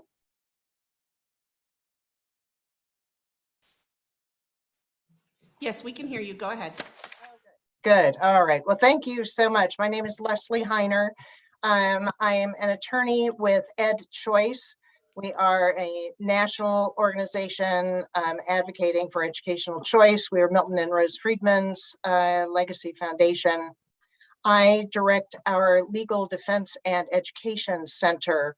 I've been a practicing attorney since 1985, and for the last 20 years or so, I've been involved in school choice litigation. Part of that time in my professional capacity, and the other part of my time in my personal capacity. I took up an interest in school choice when I had a client who needed help with their daughter's education back in 1986. So I've been advocating for that time, which means I'm one of the old timers in the school choice movement. So I've seen a lot. I'm happy to answer a lot of questions that you may have. On the litigation side, I'd like to give some kudos to Ms. Heitrick. She indicated to you that she had spent several hours doing the research on this, on the litigation, and I'm sure she did that and probably a little bit more. This is a very difficult area of the law, but it also, when it comes to litigation, tends to be very much complex litigation. And so what attorneys will often find is that when you look at the black and white law, kind of the surface of the law, you'll look at it one way, but when you dig into the cases, the nuances, the actual litigation of these cases, and then the subsequent development of legislation to conform to the law and to the court's orders, it's the nuances that matter. That's where the complexity slips in. So I'd like to address a couple things. I know that you are at the end of your day. You know, God bless you for hanging in there. I've spent a lot of time with being counsel to both the House and the Senate in Indiana, so I understand your situation of having 2 long days. So let me hit some high points. The first is that with every state constitution, we all think that our state constitution is the good one, and it lasts throughout time. Well, it does last throughout time. However, there's one other constitution that sometimes usurps our own authority. And in fact, in Wyoming, in Article 1, Section 37, you have a supremacy clause which recognizes the supremacy of the US Constitution. Now that becomes very important now because the Espinoza case and the Carson versus Macon case hits that head on. The US Supreme Court minced no words in saying that these state constitutions that have provisions that are discriminatory against religious people or religious entities, that they are, quote, repugnant to the US Constitution and, quote, they cannot stand. So any provision that you have in your state constitution that would limit the right of a religious entity to participate in a school choice program, you're going to be out of luck on that. The U.S. Supreme Court will knock that down. But what is most important, and this is a point that is missed often, and frankly is being missed across the country right now, we're trying to rectify that, is this: the fundamental rights that the court addressed in Espinoza and Carson were not the rights of religious schools. There's a lot of conversation in both of those decisions about religious schools and their ability to participate in school choice programs. But the underlying foundational right was the individual rights of parents to choose a religious school for their children if that's what they want.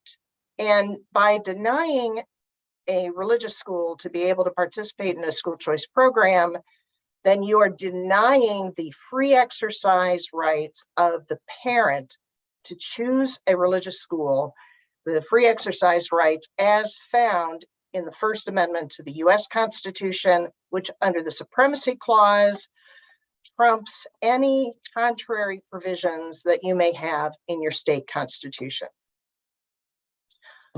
That's it in a nutshell on that point.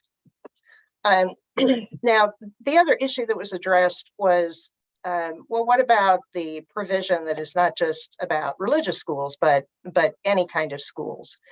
And those provisions, I think, could be addressed two ways. The one is that there is the issue of absolute control. You have that language in your Constitution. And I have done some research on your Constitution. I have found that if you look at those instances where the Wyoming Constitution talks about control, the Constitution is clearly talking about regulatory control. And in this manner, school choice programs are consistent with that. Every school choice program has regulations from the state, has standards. Parents have to meet certain standards. Vendors have to meet certain standards. And if they don't, then the money gets yanked back by the state, and the state exercises its control.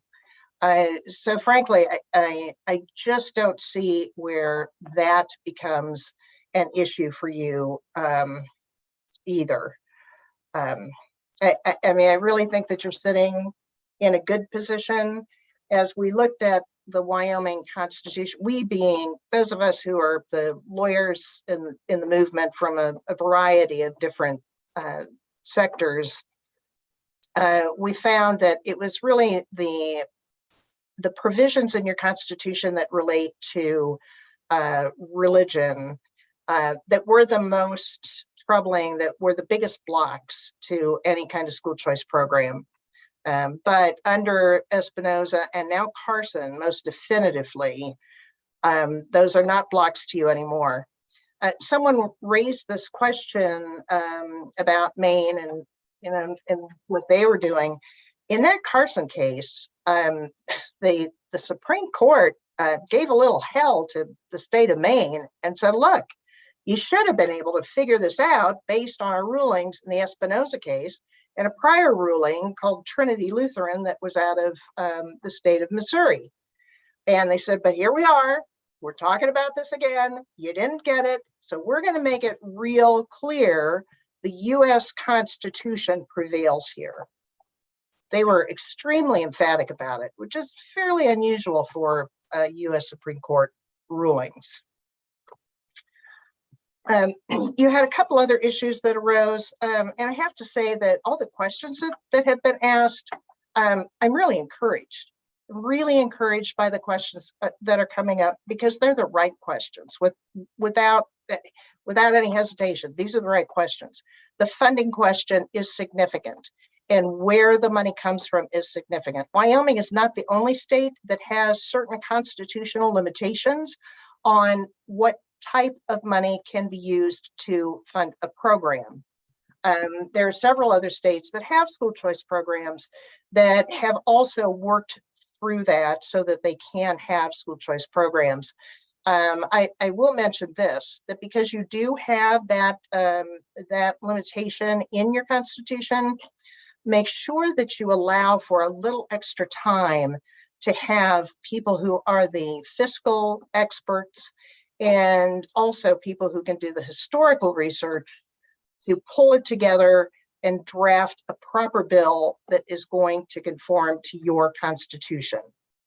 I've been involved in a lot of that work. I typically have done a lot of the historical work that's necessary, but it's all doable. That's maybe the beauty of school choice programs, that they can be molded to meet your own cultural standards, your own statutory standards, your own constitutional standards. You wouldn't be the first state that has gone down this path to put in a little extra work and get it done right. Let's see. I have a number of points. I wanted to try to respond with some of the clear legal language to your questions. Regarding the public funding of public schools and the entitlement that you are obligated to provide to parents, to certain performance standards, et cetera, a school choice program doesn't change any of that. None of that changes. Your obligation to fund public schools remains. Your obligation to provide certain performance standards for students and the parents, that nothing changes. That sticks. It's still your obligation. But here's the point. When a parent decides, yes, I'm entitled to this, thank you very much. I see that I can access that, but it doesn't fit what I need for my child, then the parent chooses something else. When that happens, the state hasn't diminished its provision of that standard. You haven't done anything to take that away from that parent. That's the parent saying, thank you very much, but I need something else for my child. So there's no constitutional or even statutory violation. The legislature's in, you're fine, basically. This is the parent's choice, and the courts have recognized this in many other states. The question was asked regarding the gift provision. There is a case directly on point out of the state of Oklahoma. Oklahoma also has a similar gift restriction, and that was, in fact, perhaps more restrictive than what you have in your Constitution. And in the state of Oklahoma, when we weren't sure that we were going to win that case, this was a voucher case that went up in Oklahoma, we actually ended up getting a 9-0 decision in favor of their voucher program, plus a concurring opinion that just made it that much stronger. So that's a case there in Oklahoma that's that gets to your question about the gift question. Okay, so the other point I would make is that I have been involved in a lot of these cases. So there are 32 states that have school choice programs. The very first one was in Vermont in 1869. Now, the state of Vermont has a constitution that is perhaps the strongest in the country in terms of the necessity for equity and equality and the right to education. They're very strong there, and their history supports that for all these many years. And yet that's a program that has been operating since a voucher since 1869, and they're still going, and they're doing quite well. So there's a long history there showing that now these vouchers don't really take anything away from anyone at any level. In the Nevada case that was cited by Ms. Heitrek, that was one of those aggressive litigation. And what happened in a nutshell is the legislature should have made a line item appropriation in their state budget, and they didn't. They thought they could nuance the language and it'd be okay, and then it just wasn't. So the education savings account was considered to be constitutional, no problem with the program, but the court ruled that it was as if the legislature had failed to fund it. There's no money available. The Florida case, Bush v. Holmes, that case has been panned across the country. You'll see Supreme Court justices now across the country in other states that say, yeah, don't talk to us about that case. It's not good. It has not held up over time. It was a case that ruled on uniformity, saying that a voucher system would create a second system of schools. You can't do that in Florida. But as it turns out, Florida now has more students exercising school choice than in any other state. It's the biggest school choice in the country. And they have a voucher program, and they have an education savings program, and they have tax credit scholarship programs. They have just about every type of school choice that you could imagine. And no one expects anyone to bring litigation again based on Bush v. Holmes, because it's just not, it's not sound law. And lawyers on both sides recognize that, even though people who sue against school choice will still bring it up. In South Carolina, that case, and let me wrap this up. In South Carolina, that case involves federal funds. There was a conflict between the use of federal funds and state funds, and that's what that case is about. So it's really not, it's not something that I think would have any kind of application to Wyoming or any other state, frankly, whatsoever. Okay, are you at the point where you can take questions? Absolutely. Okay, Senator Salazar, do you have a question? I do. Thank you, Mr. Chairman. So first of all, I appreciate you being here. I understand fully that the SCOTUS decision supersedes state constitutions and state Supreme Court decisions. But I want to ask you if you can, and I understand your view, obviously, on school choice programs and your advocacy for that. But let me just ask you a simple question. You've clearly read the Wyoming Constitution. Mm-hmm. So I want to ask you about Espinoza and v. Montana and Carson-Macon. Under those two decisions, given that you know our Wyoming Constitution, how would that affect any possible school choice program in Wyoming? All right. Well, I think the first part, and you have a couple different parts in your Constitution that address the religious issue or the prohibition against sectarian institutions, that sort of thing. What these decisions do is they essentially wipe those off the books for purposes of school choice programs. Doesn't mean that they're wiped off the books for other purposes, but in this area, the court was very explicit in saying they will not stand.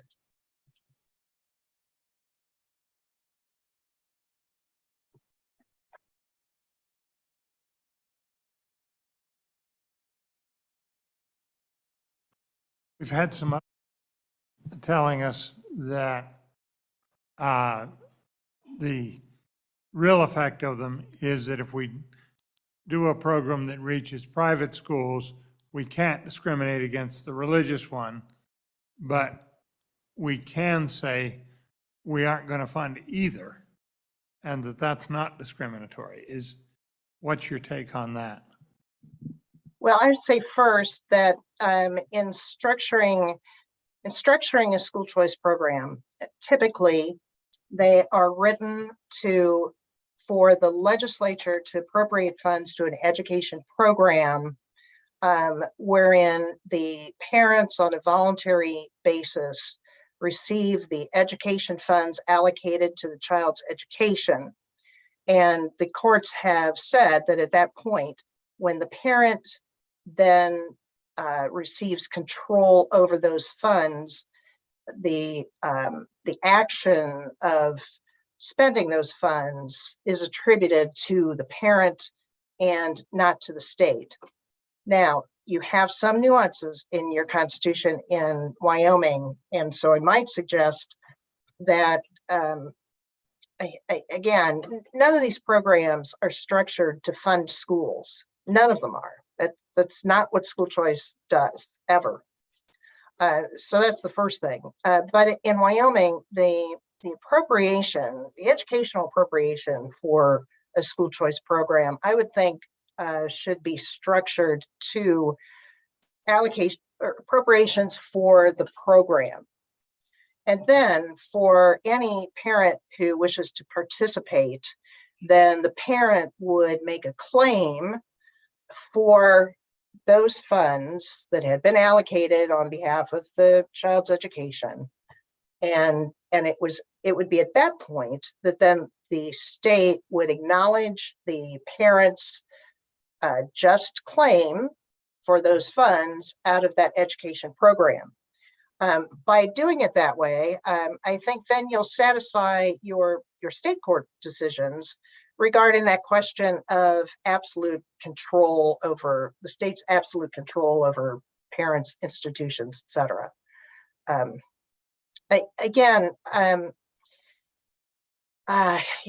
worked on a lot of different state constitutions, a lot of different case law, and each state is unique. There's no question about it.